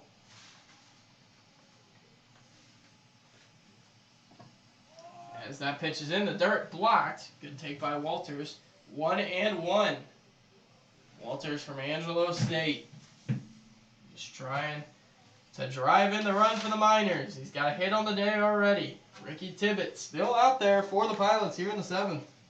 He's no stranger to a multi-hit game right now. That would be a great addition for a team that's been looking for any kind of break, especially with runners in scoring position. Comes the break even. Fastball upstairs. Good take by Walters, and it's 2-1. On deck for the Miners would be the catcher Tyler Rando, who had that opposite field double back in the 5th. Couldn't come around to score. He ended up getting stranded on third as the tying run. Now the tying run is Rother at second. Here's the pitch to Walters. Breaking ball, grounded back to the shortstop. Wink bobbles it, up with it. Throw to first is in time. Advancing to third is Rother. So the Miners do get that runner over to third with just one out. They had it like that in the 5th, but couldn't bring him around. And it's a big spot now for Tyler Rando. And this is a spot you absolutely cannot waste if you were the Miners. They haven't had so many instances this year where they've had less than 2 outs with a man on third and not brought him home. You've got to convert here, and the ground ball out is not a possibility here. Infield in for the Pilots. Miners down a run, 1 out here in the 7th. Breaking ball inside. Another base hit might do it too, especially if you got that last spot still open. Obviously, taking a walk is fine, but also opens up the double play. A short blooper could easily score a run. The outfield's pretty in as well. In center and right, left fielder is pretty far back. Here's the pitch. Fastball grounded right side and through the right side into right field. Fausto Lopez was unable to get it, and the Miners have tied it in the 7th. How about a great game here for Rando? Second hit this time. Just slipped right by him, and he's coming up big for his squad today. Fausto Lopez, who's made a number of great plays against the Miners this year, almost had another one sliding to his left on a ball hit to the right side of the infield, but unable to get it on the slide. So there's an RBI single for Tyler Rando, who's came up huge today. Nick Sorelli to the plate now. First pitch. Fastball called strike. My goodness. From what we saw earlier in this game, I'm surprised that one went strike. Hasn't been the most consistent zone, to say the least. As Sorelli to the plate now. 0-1 on him. We know he's feed off of their enthusiasm right picking now. off over at first, and Rando was lucky that throw was low, because if it was on the money, he might have been out. He's back safely. 0-1. I mean, the Miners battling back today. They might only have 2 runs, but they've worked for him, and that's the important thing. Still less than 2 outs in this inning, too. 0-1 pitch, grounded right side, through into right field. Rando around second. He's going to hold there, and there's a 1-out single. The party continues. Nick Sorelli keeps it rolling, and Sam Thompson, he's smoked a couple of balls, or smoked 1 ball today. Lined out weekly his first at-bat, smoked a liner to the shortstop at-bat number 2. You got to think he might be due. And out of the dugout for the Pilots is their pitching coach, Jack Murphy. Rather, their manager, Robert Anders, actually. And we are going to have a pitching change. Right-hander coming in for the Pilots. We're going to take a short break with them with this pitching change, and we'll be back in just a few moments.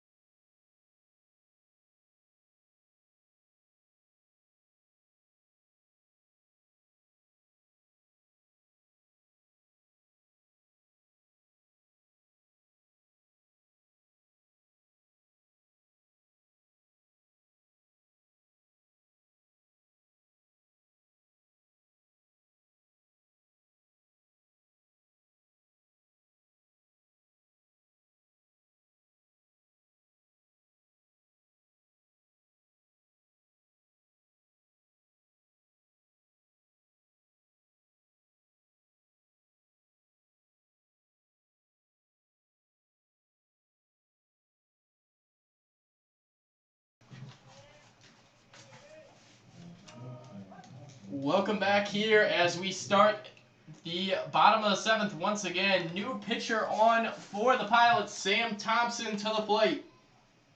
The first to hit. Here's the pitch. Fastball strike on the outside edge. 0-1 on Thompson. Thompson 0 for 2 for the day, like you said, but hitting is always contagious, and if there's ever a time he's going to break his cold spell, it's likely going to be on the back of this rally that's coming from his teammates. Sets. Here's the pitch. Fastball just missed. 1-1. The new pitcher on for the Pilots is right-hander Gavin Ochoa from Long Beach State. Petaluma, California. And if you remember that name, Petaluma, California won the 2011 Little League World Series. First and second now. Long check by Garcia. Here's the 1-1. In the dirt. Nice block by the catcher, Alec Jones, and it's 2-1. And interesting to see them putting Ochoa in this situation. Only 1.2 innings so far with the Pilots this season, and in that time he's allowed 4 runs and only 1 hit from 4 extra walks. Here's a fastball line over the head of the jumping shortstop, Wickett into left center field. Only up to third is the runner over at third as the ball squeaks away. Randall going back to the third base back. It really looked like Blake Wink was going to make a spectacular play. It might actually hit his glove and deflected into left center. And now the sacks are full for Jared Sweeney. All he needs to do is send something deep. A sac fly would do it. Base hit would be even better and keep this rally going. What a seventh for the Miners. And they're not getting it the cheap way. They're not getting errors. They're not getting hit by pitches. I mean, they are hitting the ball. And this is exactly what Bubba Walters wanted to see out of his crew tonight. They were shut out the first 4 1/3 innings before Nick Sorelli drove in a run on a ground out in the 5th. And then here in the 7th, they were able to get a run home with 1 out on a single just by the second baseman Lopez by Tyler Rando, who's having a coming out party tonight. 2 hits, knocked in a run, has an extra base hit, which was a double. And Jared Sweeney, who's 0 for 2 on the day. He's had his struggles this year, but he can right it all right now. Infield not really that in. They're playing for the double play on Sweeney. Here's the first pitch from Garcia, and it hit him! The Miners get a hit by pitch, and they're going to take the lead on the hit by pitch. Tyler Rando in to score. Jared Sweeney taking 1 for the team, and the Miners are still threatening here in the 7th. It's called taking 1 on the chin for the boys right there, Sweeney. No chance at a double play when you pick them up like that.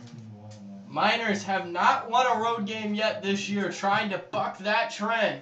J.D. Urso, what a time it would be for his first Miners hitting some insurance runs. He can also fly. It'll be hard to turn a double play. First pitch from Garcia, fastball, strike 1. 0-1 on J.D. Urso, and as I was saying, Miners are getting all hits this inning. First pitch comes and hits Sweeney. As I was saying, though, Ochoa really did seem to struggle in his outing he had before. Interesting to see him put in such a jam situation. Here's the pitch. Fastball lined into right center field. Going over to get it is the center fielder, Ornelas. He'll get it. Coming to the plate is the runner. He'll score. Josh Morozic, pinch running out at third base, scores, and the Miners tack on an insurance run. Morozic coming in. Pinch running for Sorelli. J.D. Urso with his first Miners RBI as they've scored 3 here in the 7th and have taken a 4-2 lead. David Bermudez, who is another guy in this team who's been barreling balls. His last out was a screamer to left center field that was caught in the gap by Tavik. First and third, 2 outs. First pitch, breaking ball, strike 1. Good pitch. David Bermudez down in the count, 0-1. You know Bermudez would like to join this party too. Anytime you got someone so close to home, doesn't matter if you have 2 outs, the way he's been at least seeing the ball, he should be able to try and put something into play here. Here's the 0-1, breaking ball, swing and a miss. 0-2 now on David Bermudez. Thompson sits over at third, Sweeney over at first. Both of them with big contributions to this inning for the Miners. Thompson with a single. Sweeney with a hit by pitch as that ball came up and in, and they're going to call a balk, I think. Get a "you can't do that" chant coming from the Wow. Miners dugout as They're well. finding all kinds of ways to score runs here in the 7th as a balk is called. Coming home is Thompson. The second is Sweeney. A stay 0-2 on Bermudez. Bit of a state of implosion happening on the mound for Ochoa as Bermudez barely fouls that one away. Fastball fouled way back out of play. And how about this 7th for the Miners? A fight at the bat rack. They have scratched and clawed and come up with the lead in this game. And all they really wanted from Ochoa was to keep this a one or a tie ball game. Bermudez staying alive. He's in the ball well. But instead, what he gave up was 3 runs to the Miners now. They still have a man on, but they've had a huge 4-run inning here in the 7th.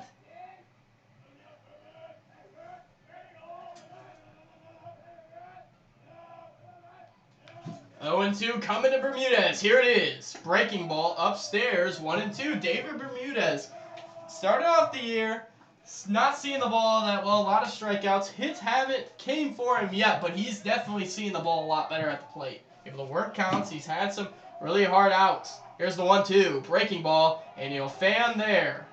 That'll end it here in the top of the 7th, but what an explosion. This Miners offense has been waiting for it for a couple of games now. They get 4 in the 7th. We'll head to the bottom of the 7th. Miners 9 outs away from their first road win of the year, and we'll be back from Mulcahy Stadium in just a few moments.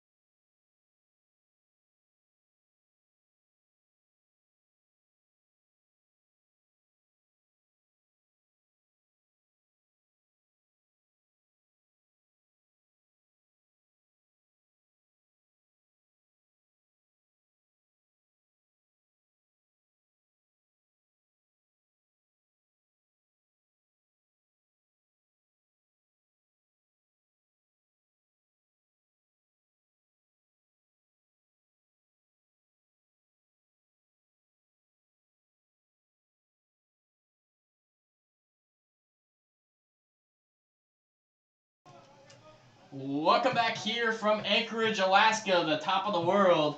As leading off will be Tom Tabak, 2-3-4 for the new pitcher on the mound, Evan Floyd. First pitch fastball misses low. It's 1-0 on Tabak. The Miners with a huge 7th inning. An inning that they had coming for some time. And it's only a matter of time before any of your hitters break through. It seemed like the Miners had so many as they get a hit of return to them. Tabak Tabak swinging there on the 1-0 pitch, and that was a sharp liner into right, so a leadoff hitter on here in the 7th against Evan Floyd. 3-hitter coming up next in the form of Michael McNamara, who popped out his last at-bat. Floyd trying to bear down here. He's pitched 2 2/3 innings for the Miners this year, 2 games. Allowed a couple of hits, allowed 1 run, which was earned. He struck out 4, hasn't walked anyone. He's been fairly middling in the pack, like you said, about 3.38 for the ERA on the season. And he's only been tasked with about an inning at a time, so we'll see how far they let him go here, depending on how many strikeouts he gets. But the start-off hit there by Tabak going to make things a bit more complicated. First pitch breaking ball in the dirt, 1-0. And you cannot be picky and choosy here as they have 2, 3, 4 in the order. We know about the power in the on-deck circle in the form of Ethan Mann. Floyd looking maybe a strikeout or a ground ball here. Second pitch, fastball, first strike, 1-1. It seems like the umpire's zone may have grew a bit as this game was going on. That ball earlier might have been called a ball. Instead, it's a strike. Maybe he got tired of hearing all the groans from the crowd. Yeah, he said... Decided to be a people pleaser today. Screw it. 1-1 from Floyd. Breaking ball, strike 2. That was a beauty on the inside portion of the zone for Evan Floyd. West Florida product. He started and was their Friday night starter at West Florida. Here pitching more out of the pen for the Miners. He threw a ton of innings this spring, over 100, so not wanting to abuse his arm too much this summer. 1-2 on McNamara. Here's the pitch. Fastball fouled over the screen, over the press box. And might be past the concessions, too. yeah, that ball was smoked up in the air. Stay 1-2. McNamara had a runner on second, with nobody out in the 6th, but popped out ahead in the count, 3-1. Here he is, 1-2. Here's the pitch. Runner breaks. Fastball swing and a miss. Thrown out at second base is not in time. It's going to skip into center field. The runner's going to move up to third. Tabak into third. Not what you want there for the Miners. They do get the strikeout, so there is one away. Rando's really struggled with this Pilots team all day on the bases. The Pilots have a lot of very quick runners. Tabak, one of them. It'll be his second stolen base of the game. Go down as a throwing error on Tyler Rando as that ball skipped into center field. And it wasn't one of those where it skipped quickly and he was able to come up with it quickly. No, it was shallow right center, so Wilson had to come a long way to get it. Now it's Ethan Mann. Runner on third, 1 out. First pitch swinging. It's a little looper into right center field. That ball is going to fall. Runner to the plate, Tabak. First pitch swinging, Ethan Mann. And the Pilots have closed the deficit to just 2 runs, as now stepping up to the plate will be the tying run in the form of Alec Jones. They've come back roaring here, not helping themselves or the Miners with that bit of disconnect between catcher and second, but still have a 2-run lead, a bit of padding. They need to make sure they get out of this inning sooner rather than later. There's a fastball downstairs. Yeah, Alec Jones had 8 home runs this spring for Oral Roberts, so he can hit the baseball. And Floyd not wanting to give up anything big here. Here's the pitch. Fastball fouled over the press box. Maybe out of the stadium again. 1-1. Yeah. They've come out swinging the bats for sure. I need to bring a glove next time we come back here for the amount of balls that come right past us. Those listening last broadcast know that the glass back here isn't exactly the most trustworthy. So, little heartbeat every time it comes back here as there's a ball popped into shallow right. Urso, the one going out to get it. He's got it. 2 away. They got there, and it's going to be Grant Weiss to the plate now. Miners with a real shot. Just giving up 1 here. 1 on a real deep shot, too, should we say. That was a nice piece of work at the plate from Ethan Mann, as he also, from his randos, a multi-hit game. Miners sitting at 5-3, but the time run's still at the plate. Grant Weiss on here with 2 away as Ethan Mann's checked over at first. Be interesting to see what the Miners do with their bullpen, but you got to think Alex Majors, who's been pretty much lights out this year, is going to get the ball in either the 8th or the 9th. First pitch here, runner takes off for second. It's low, throw it out on second base, not in time. The 5th steal of the game for the Pilots. They've been running wild on Tyler Rando, and now they got a runner in scoring position with 2 away. Won't matter, though, if they can get Grant Weitz, the hitter at the plate, out. Evan Floyd trying to bear down here.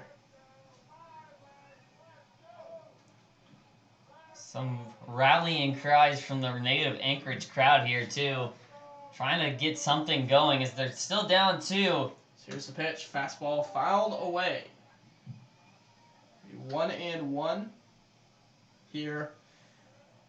On the hitter at the plate, Grant Weitz playing first base. Miners trying to keep the lead at 2. We know insurance runs are all the valuable, especially for a team that 0-3 on the road so far this year, and with 5 more road games after this one, getting your first one, especially against a good team, the Pilots, would be a big one, as that pitch is fouled to the screen. Floyd ahead 1-2. Floyd played here in 2019 with the Miners. Started some games, relieved some games. He's back, along with Sam Thompson and Aaron Walters, all Miners in 2019. Aaron Walters as well in 2018. Won a ring with that team in 2018 as well. He's the only man on this roster. The last time the Miners won a championship. Floyd's got him 1-2 here. Fastball swung on, popped up, and that's going to just strip back out of play. Sorelli long run, or rather, new first baseman over there, I should say. Chasing after that one, Aaron Walters unable to get it. It's like Morozic in the center field now. Wilson, the left field. Better movement with that pinch runner. Yeah, and it was a good idea to have Morozic over at third, who scored on that sac fly from Urso. One more strike here for Evan Floyd. Here's the 1-2. Fastball, swing and a miss. He punches him out. Big strikeout for Evan Floyd. We'll head to the 8th. Pilots get a run here in the bottom of the 7th, but no more. And we'll be back here from Mulcahy Stadium after just a short break.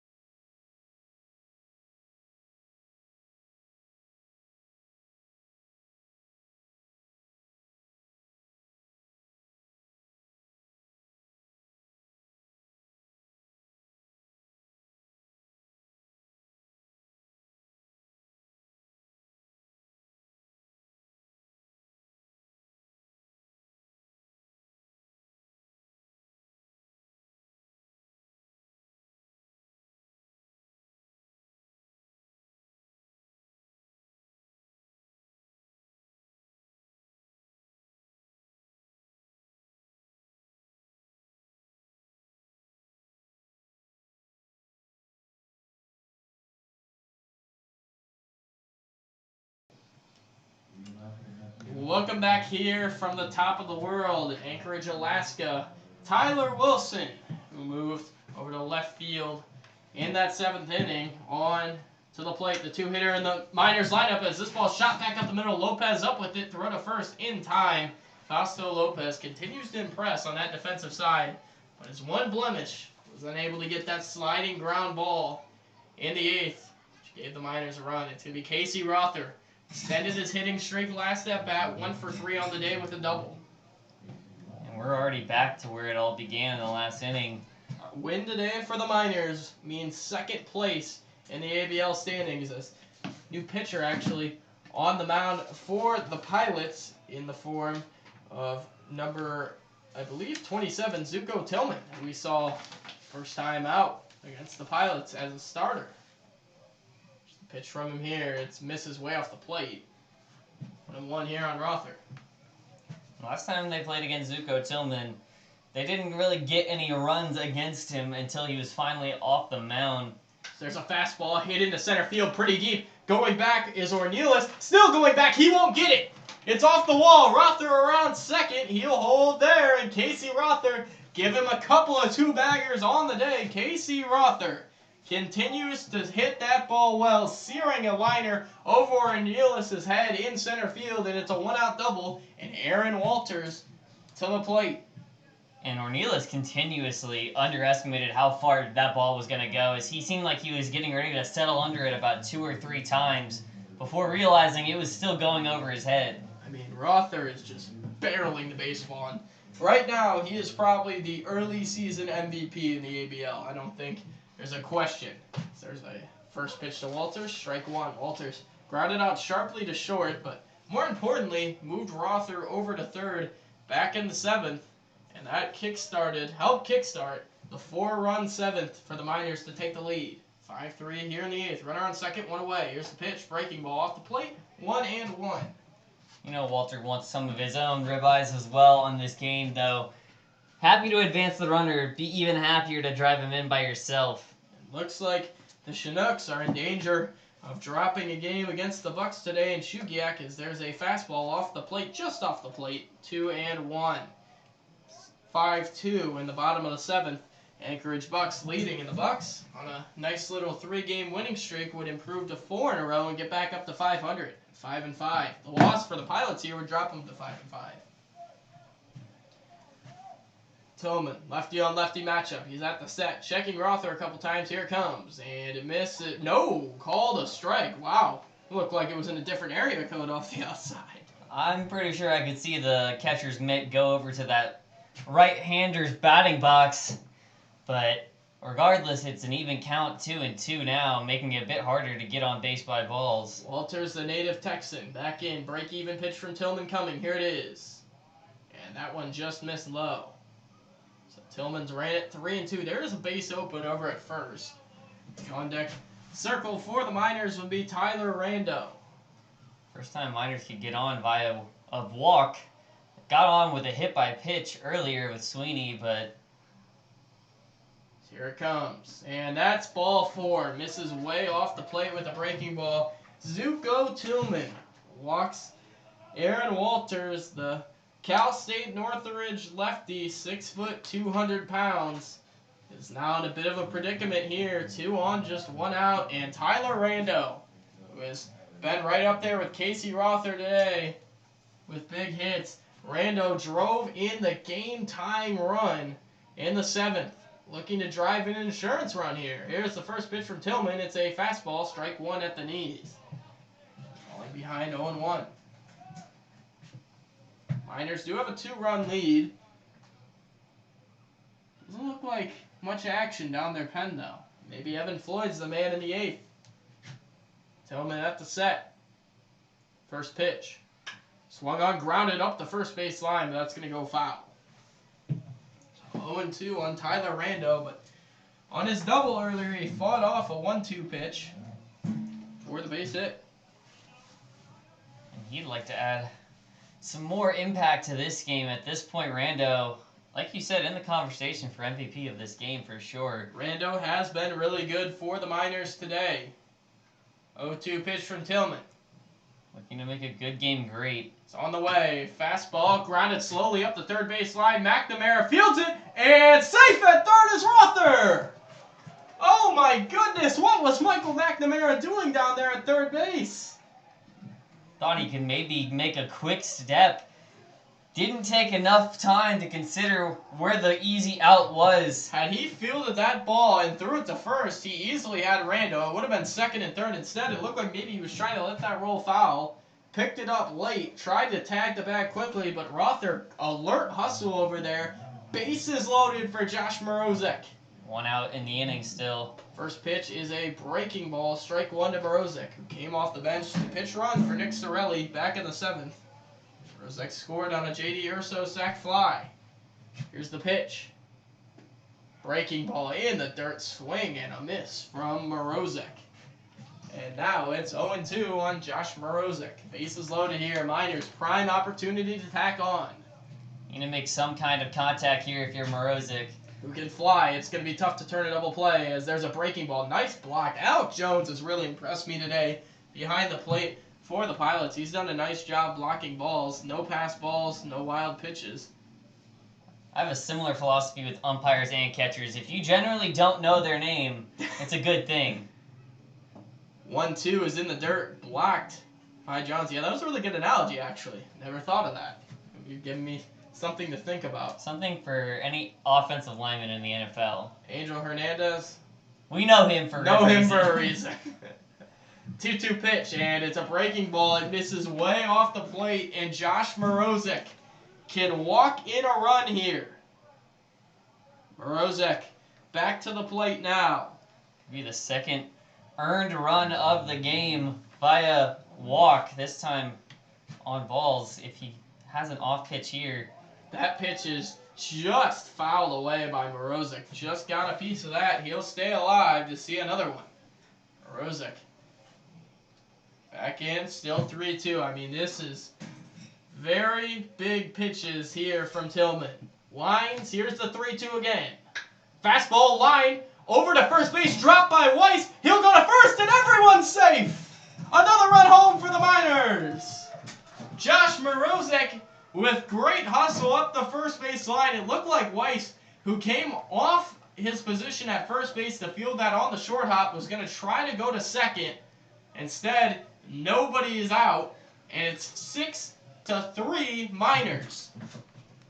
And some questionable fielding really causing some problems now in this inning.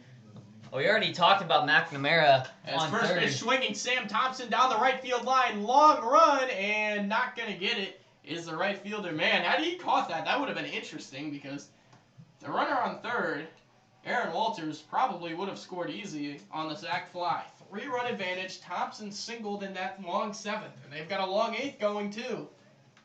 It could be a reason he didn't take that foul out. He realized the same thing you did there. Here's the pitch, and it missed inside, skips away from Jones. Coming home to score is Walters. 7-3 Miners. Aaron Walters scores on the wild pitch from Tillman. It's 7-3 in the eighth. And offensive explosion. Went from 28 innings without a score from the Miners to 7 runs, 6 being tacked on in the last 2 innings. Miners got their offensive outburst. It's back in as Thompson, and he takes a big swing and a miss there. Now down to 2 strikes in the count. Still only 1 out here in this inning. Should he be able to send something to the outfield like that foul ball, this could be another run too. Thompson back in. Tillman for the pitch there is time called.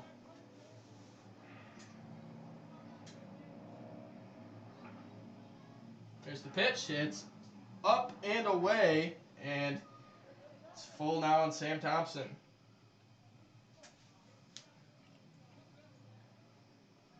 Thompson looking to drive in the run. Infield in for the Pilots. Here it is. Fastball line down the left field line, but that's going to get foul. Actually striking the fence down the left field line. Thompson had been telling us for days he just needs one. Nothing has been falling, but got that one to fall. He got, I don't want to say luck, but Blake Wink almost made an absolutely acrobatic play on the jump at short. Was unable to get it. Here it comes again. Fastball. Fought it off the outside edge. Fouled away. Sam Thompson's going golfing right now, digging up a lot of these low ones. Sent that one to the right, last one to the left. This one should be right down the middle, right? Yeah. Thompson, Georgia native. Back in as he tries to stick around or put one in play. Here it comes from Tillman. Fastball grounded to short. Up with it is Wink. He's going to go home with it, and the runner at home is going to be out in the form of Rando. Reaching first is Thompson. Alert play by Blake Wink out there at shortstop. Cuts the runner down at the plate to keep the deficit within 4. And out of the dugout for the Pilots is manager Robert Anders, and he's going to the pen again. Miners with first and second here in the 8th, 2 away. Coming to the plate is Jared Sweeney. We'll take a short break with them for this pitching change, and we'll be back in just a few moments.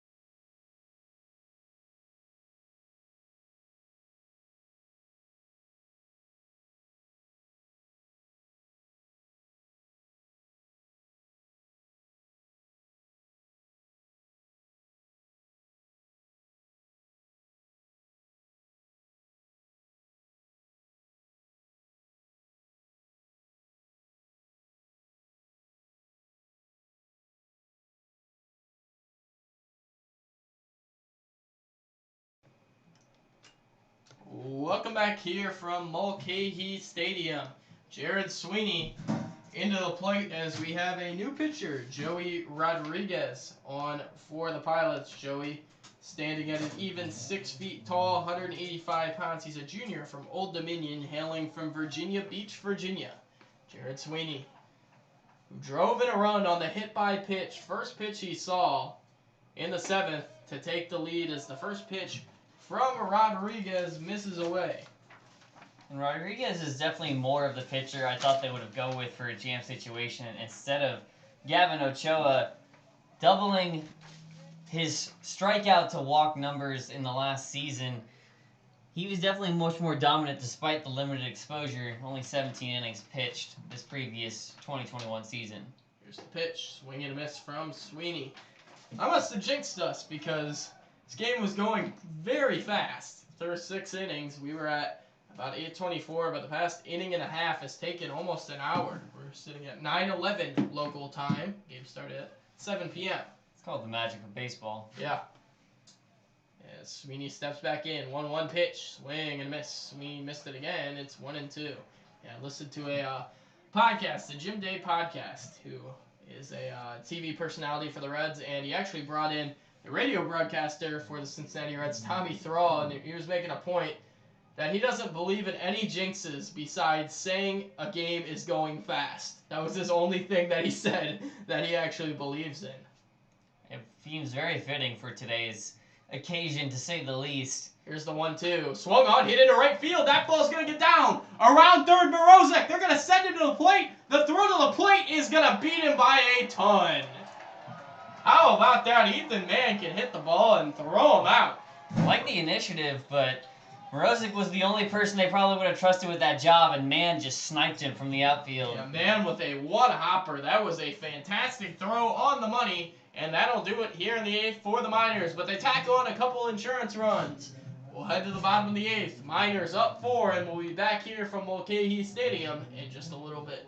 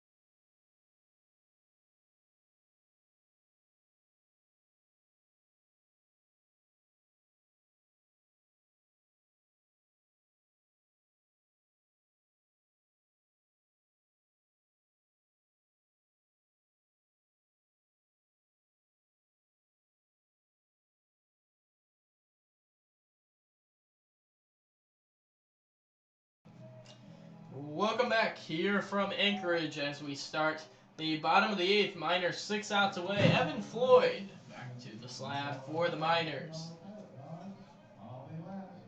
Floyd definitely not one to give up a ton of hits or runs. People do seem to get on the base path, but generally seems to make it a fairly unannouncing inning whenever he's on the mound. Goes behind here 1-0 as we have a pinch hitter. Looks to be Connor McGuire from UC Irvine. For the Pilots here, hitting for Seguida as there's strike 1 from Floyd.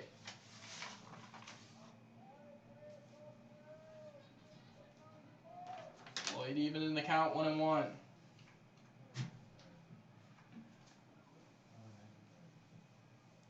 Here's the pitch. It missed inside.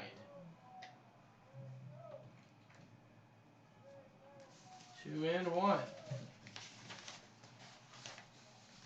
Looking for some offense here are the Pilots. They are down 4, trying to get runners any way they can. Here's the 2-1. Fastball swung on, fouled, out of play. Counts even for Floyd here. He struck out Grant Weiss to end the bottom of the 7th. It was a big out for Floyd. He was able to get off, gave up that 1 run. Ethan Mann going the opposite way with an RBI single. Here's the pitch. Swing and a miss. Put him down on strikes. Evan Floyd reaching back and throwing it by him. 1 away. How about this stat? 6 strikeouts now for Evan Floyd. 0 walks. He's been very good with the strikeout to walk ratio, as now stepping to the plate is going to be Fausto Lopez, the second baseman. 7-8-9 due up. They already got the 7-hitter, the pinch hitter out. Now Lopez to the plate. I always like pitchers like Floyd. They tend to get some action on the plates whenever they give up a hit or run, but that's just because they're pitchers that simply attack the zone solely. That's a good trait to have. If you get hit by throwing pitches over the zone, it is what it is sometimes, but keeping the walks down is almost the most important thing, especially at this level where those runners tend to come around and score more than they do in, per se, the major leagues. Now Lopez down in the count, 0-2. Lopez slightly open stance. Second baseman from Fresno State swings and fouls that one out of the stadium again. 0-2. I'm just going to put a bucket over at the stand outside of our door. Honestly, like, if a kid's like ball hawking, best place to be right now is not in the stadium. It's outside on the street. Here's the 0-2 to Lopez. Fouled back to the screen again. That missed us by maybe 10 feet. Still haven't had to get one off the glass here at Mulcahy. I'm sure at some point this year we will. And when it comes, I'm going to be diving out of the way. I don't know about you. Reese will be ready. I'll be waiting with my glove. We might as well start bringing up gloves. Here's the 0-2. Swung on in line, back up the middle, and that's a base hit into center field. Second hit of the game for Fausto, too. Fausto Lopez fighting off that 2-strike pitch. Goes back up the box, and now it's going to be Ornelas. Has the most common and the rarest hit on the day with a triple and a single now, too. Fausto Lopez in the 6th inning. Michael Paul got into a 2-out jam, gave up that triple, and then a 4-pitch walk, but he navigated around damage. Checking the runner at first is Floyd. 1 on, 1 out. Fastball, check swing. He went around. Appeal to second. Confirms that call. 0-1. Just one double play apiece for these teams so far. Both coming in the 2nd inning. And both with no outs. Ornelas in an 0-1 count. Here's the pitch. Fastball, strike 2. 1-2 for Floyd now. The Pilots have stolen 5 bases today, but down 4 runs, they're probably not going to test it if they can't be sure they're going to get it. Honestly, surprising to see them take any shots here. 0-2, grounded down to Sweeney. He'll go to Urso, turns it over, not in time, as looked like the runner spiked Urso at second. Absolutely. And they're going to call him out. Yeah. They're going to call him out, and Urso has something to say to him, too. As they should. He Lopez absolutely leveled him coming on the base. Lopez laid him out, and J.D. Urso is going to let him hear about it. But the Miners do get out of the inning. Kind of on a cheap play down at second base from the Pilots, is now out of the dugout to argue the call is going to be Robert Anders, but I don't see what he's going to argue there. I mean, he laid out Urso at second base. The throw to first would have been in plenty of time to get him. Instead, he was knocked off his path. Urso, tough kid. There's already usually a tough debate to prove offensive interference. Not too much there. He was completely up in his face and creating general contact with that one.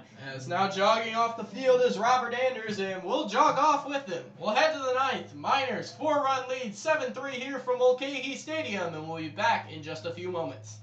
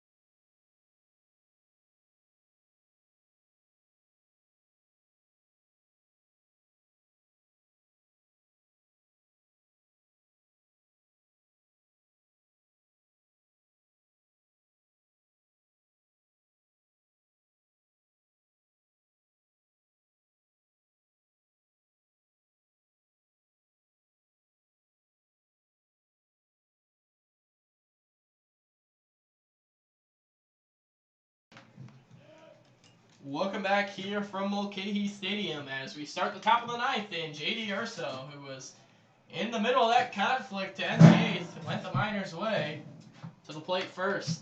He had a sac fly in the seventh to make it a 4-2 game. As here's the pitch. It's a fastball outside. Urso ahead 1-0. Urso took that shot like he was taking a tackle from a linebacker. He has a real chance to make a statement. Should he get a hit here? Right back at them. There's a fastball, strike one to Urso. Urso still looking for his first Miners hit, but it's good to see him get a productive out with that sac fly in the seventh.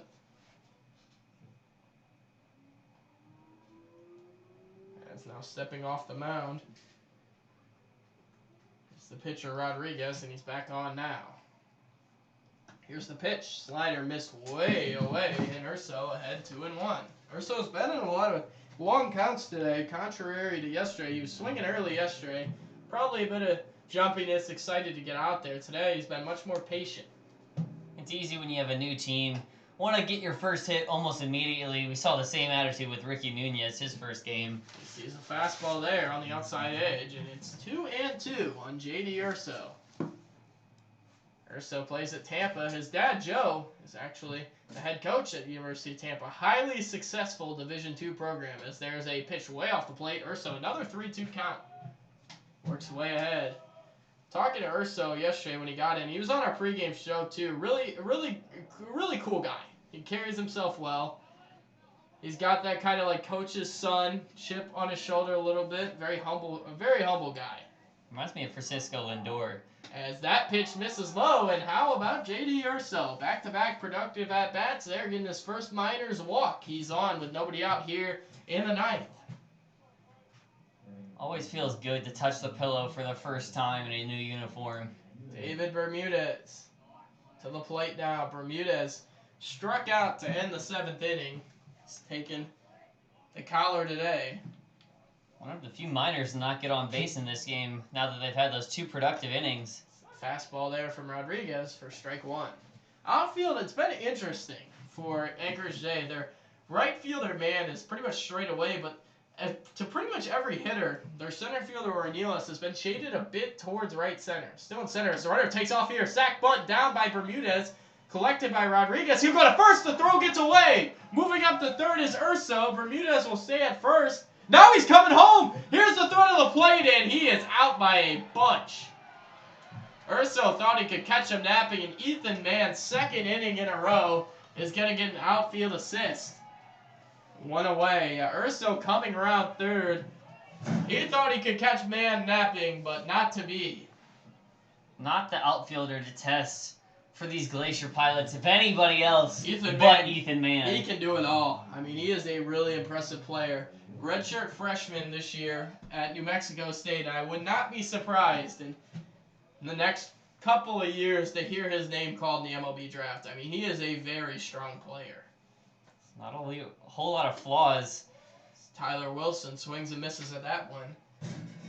0-1. But David Bermudez there, even with the runner going, got a nice sack bunt down. That was a really nice bunt. He wouldn't have beat it to first, but the throw obviously went wide, and he's on the bags. So it's his first time on the bags tonight. It's all about just creating the opportunity. So Wilson swings and grounds that one down the third base line. They'll go to second to Lopez. The turnover, there will be no turn. So it's going to go down as a 5-4 fielder's choice. Put out at second is the runner Bermudez. In safely at first is Wilson. And now Casey Rother gotten 2 hits in his last 2 ABs. The last one just flying over Ornelas' head in center field. And they could go for another one here, starting to get some insurance on top of what they already have with the 4-run lead. As that pitch misses away from Rother, it's 1-0. Miners, this will be their first road win of the year. 5-game road trip to Kenai starting tomorrow, and this would be a good start after the loss yesterday. Here's the pitch, swung on and fouled into foul ground on the run man, and he almost got there. Ethan Mann nearly got to that, and it bounced over the wall on a hop into the stands down the right field line. Might have found the only real flaw in man's game is that he's not the fastest person on the planet. Can't catch those foul balls. Yeah, I'd make a debate that Josh Morozic or Tyler Wilson might be the fastest guy in this game. Pilots can fly too. Ornelas in center field, pretty quick. Lopez at second.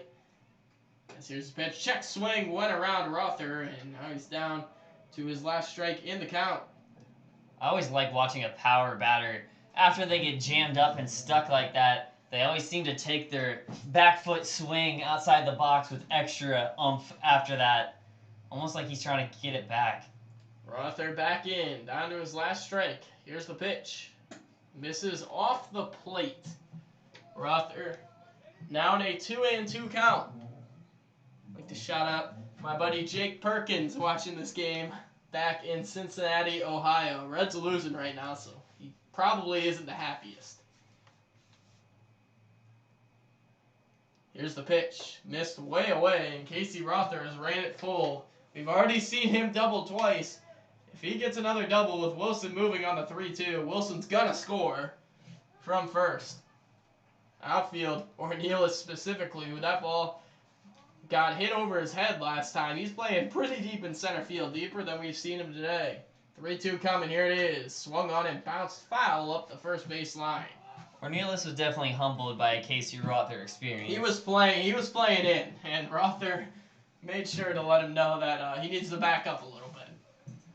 Rother, with he's got 8 doubles now on the year. He's missed, he only has 1 home run, and he's missed 2 of them by just a matter of feet. Here's the pitch, swing and a foul. So Rother sticks around. Just barely chips that one off. Yeah, Rother, in the Anchorage Bucks season opening win, missed a home run off the deepest part of the left center field fence at Herman Brothers Field. Missed a home run by about 4 feet. But right now, he is hitting everything. Left field, center field, right field. I mean, he's got it all going right now. Full count pitch coming again. Here it is. And it hit him. Or rather, it might have hit the bat handle. Yeah, it did hit the bat handle. So Rother sticks around to see another. He's staying around in one way or another. Might be an inside block. Might have to use his hand next time. Either way, he seems like he's really trying to keep this one alive.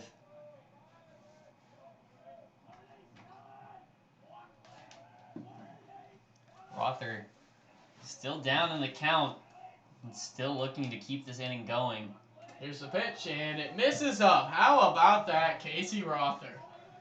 Long at bat, 9 pitches, and Casey Rother is going to trot 90 feet down to first.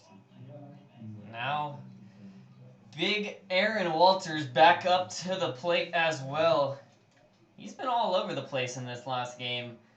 Has his own hit, but also hasn't had the consistency that we've seen with Rother, but he's plenty of capable at the plate. Walters, who loves to attack fastballs, as he's going to attack one here and shoot it foul.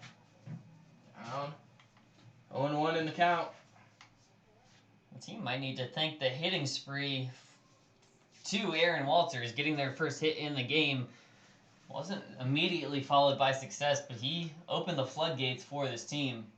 Walters trying to find a hole in the defense. Runner at second is Wilson. Plenty of speed. Rother over at first. Here's the 0-1. It's a fastball outside. 1-1 on Aaron Walters. I mean, these last 2 innings have been about just as long as the rest of the game. These have been.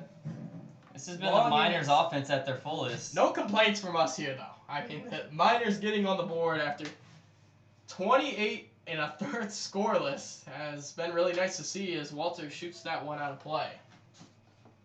1-2. Sending that one back towards the vans the teams came in.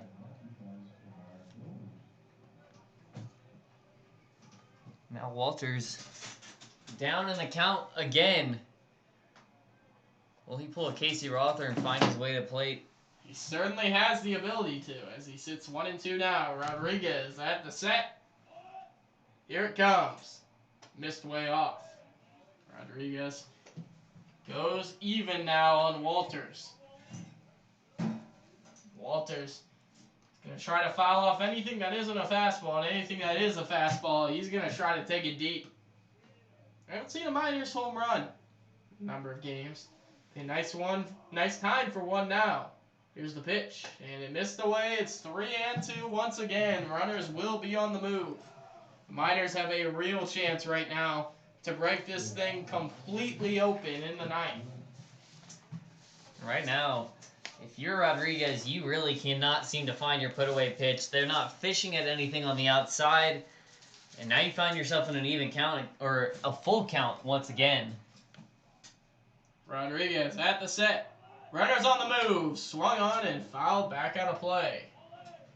If he brings that bat around a half second earlier, you might get that home run wish you were wishing for. Rodriguez is throwing a lot more pitches in this inning than he would like. I mean, he threw 9 to Rother. This is going to be the 7th coming to Walters, in addition to Bermudez and Urso's at-bats. Here it comes. Fastball swung on, popped up into shallow left. Coming on is the left fielder, Tavik. He's camped under it, and he will make the catch to end it here in the top of the ninth. Miners threaten, do not score. We'll head to the bottom of the ninth. Miners 3 outs away from their first road win of the season. We'll be back in just a minute from Mulcahy Stadium.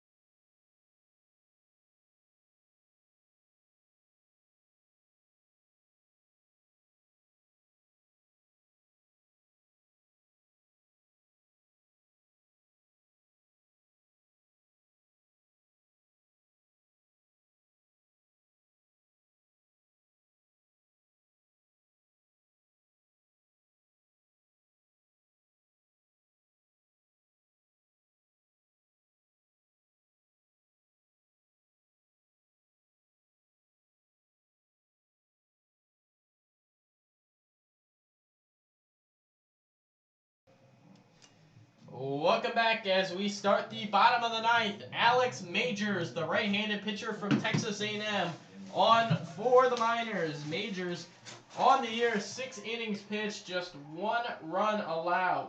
As he goes to work, first pitch misses off the plate to the leadoff hitter in the form of Blake Wink. And you had mentioned before we even came back from break that you don't think skipper Tyler LeBrun is going to waste any time with this game.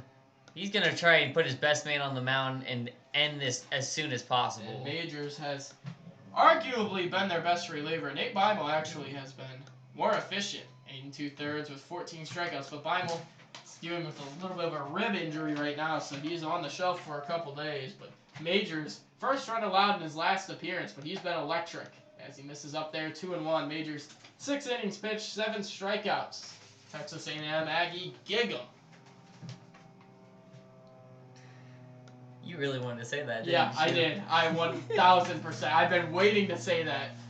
I forgot to do it when Tucker was in, as there's a check swing, went around, 2-2. Yeah, forgot to mention it when Wyatt Tucker was there. It's all right. We got another arm in the coming up too. Next Willie Day, it's gonna be another gig 'em day. I'm a native Ohio State Buckeye fan, so hopefully my dad is asleep back home and didn't hear me say gig 'em. Yeah, you might not have a home. Might be walking back to Michigan. 2-2 pitch is a swing and a miss. Majors punches out the first batter of the inning. 1 away here in the ninth. 2 outs away from their first road win of the season. And it's been a good one. Comeback fashion. Miners never quit in this game. In a game where through the first 4 innings had looked like the past few games, pretty much lifeless offensively. They've turned things around. Took 1 run in the 5th. They got 4 in the 7th, 2 in the 8th. As Majors just 2 more outs to go. Tom Tabak to the plate. First pitch fastball, strike 1. Majors has been really using the fastball, not really using that weapon of a slider coming from that sidearm slot, probably saving it to drop it in. 0-1 here on Tabak. Here it comes. Fastball grounded on a couple of hops. Bermudez up with it. Throw to first in time. No! Safe at the bag. That extra hop might have cost him that extra bit of time. Bermudez didn't really come to that one quickly, and that's going to be an infield single for Tom Tabak. Looked like a quick first 2 outs. Not to be, though, as now runner on first, 1 away, and it's going to be Michael McNamara to the plate. McNamara trying to get on here. It's an uphill climb for the Pilots in the 9th. The runner in the hole, if the next 2 batters could reach, would be the tying run, as there's a slider right on the outside edge. That was filthy from Alex Majors, breaking pretty much from inside, not even a strike, to the outside corner for a strike. And that's what he does. Time in and time out, we've seen that slider being thrown all over the zone, wherever he seems to want it.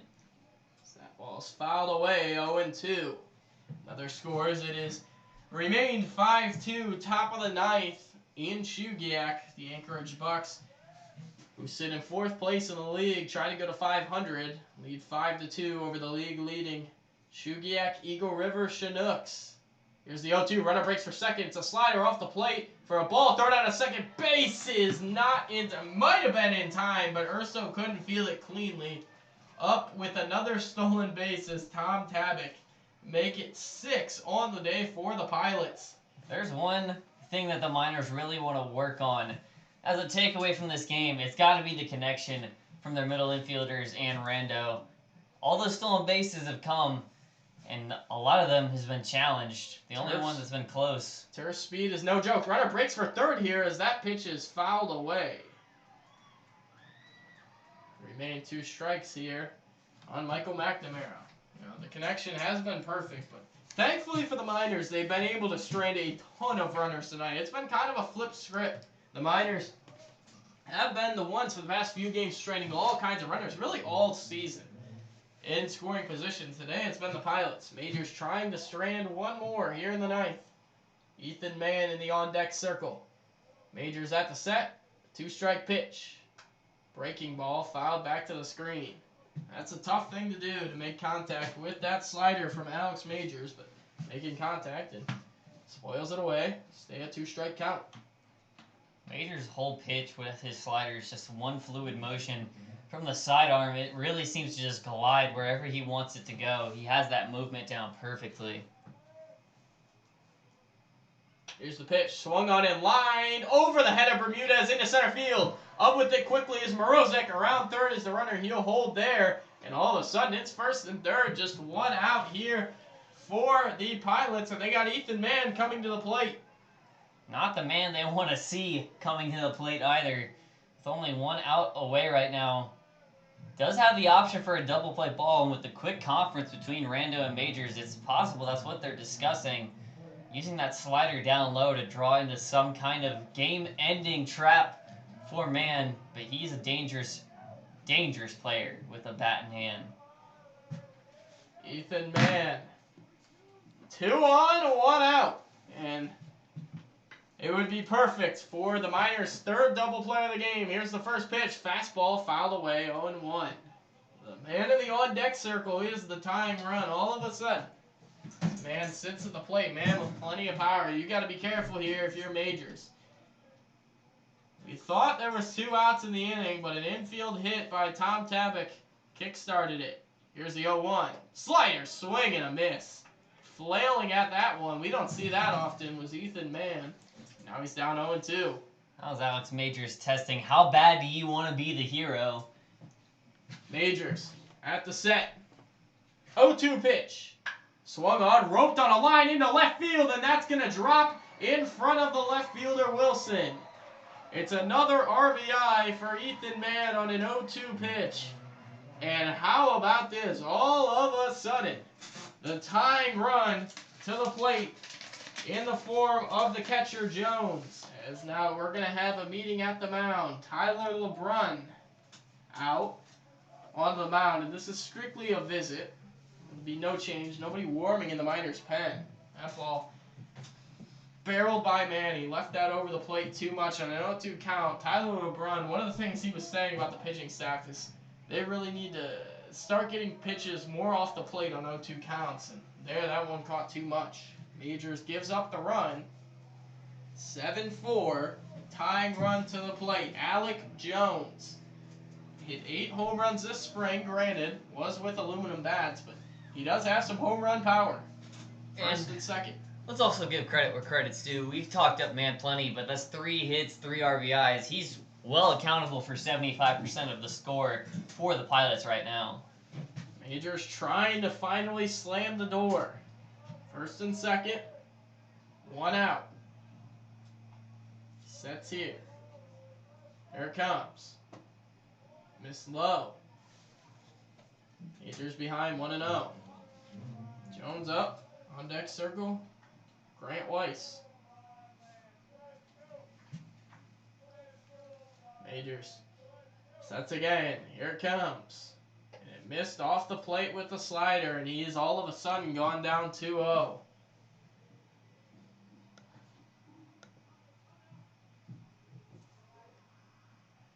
Pilots, no room for error still. 2-0 pitch. Fastball, strike 1. 2-1, and that's where those insurance runs in the 8th inning come in big. They don't tack those on. Be a 1-run ball game. Here's the pitch. Swung on, broken bat back to the mound. Majors goes to second. He's got it. Turned to first in time. Third double play of the game for the Miners, and that'll end it here from Mulcahy Stadium. Alex Majors goes 1-6, or 1-4 to 3 for an inning-ending, game-ending double play, and that'll do it. Took his bat with him, too. Decided to take that as a souvenir for the road. The winning pitcher for the Miners will be Evan Floyd, who actually, his last pitch came when the Miners were still trailing, but with the 4 runs in the 7th, he'll pick up the win. Or rather, not Evan Floyd, Michael Paul. Michael Paul will pick up the win. Evan Floyd did pitch well out of the pen, gave up just 1 run in 2 innings, but that'll end it.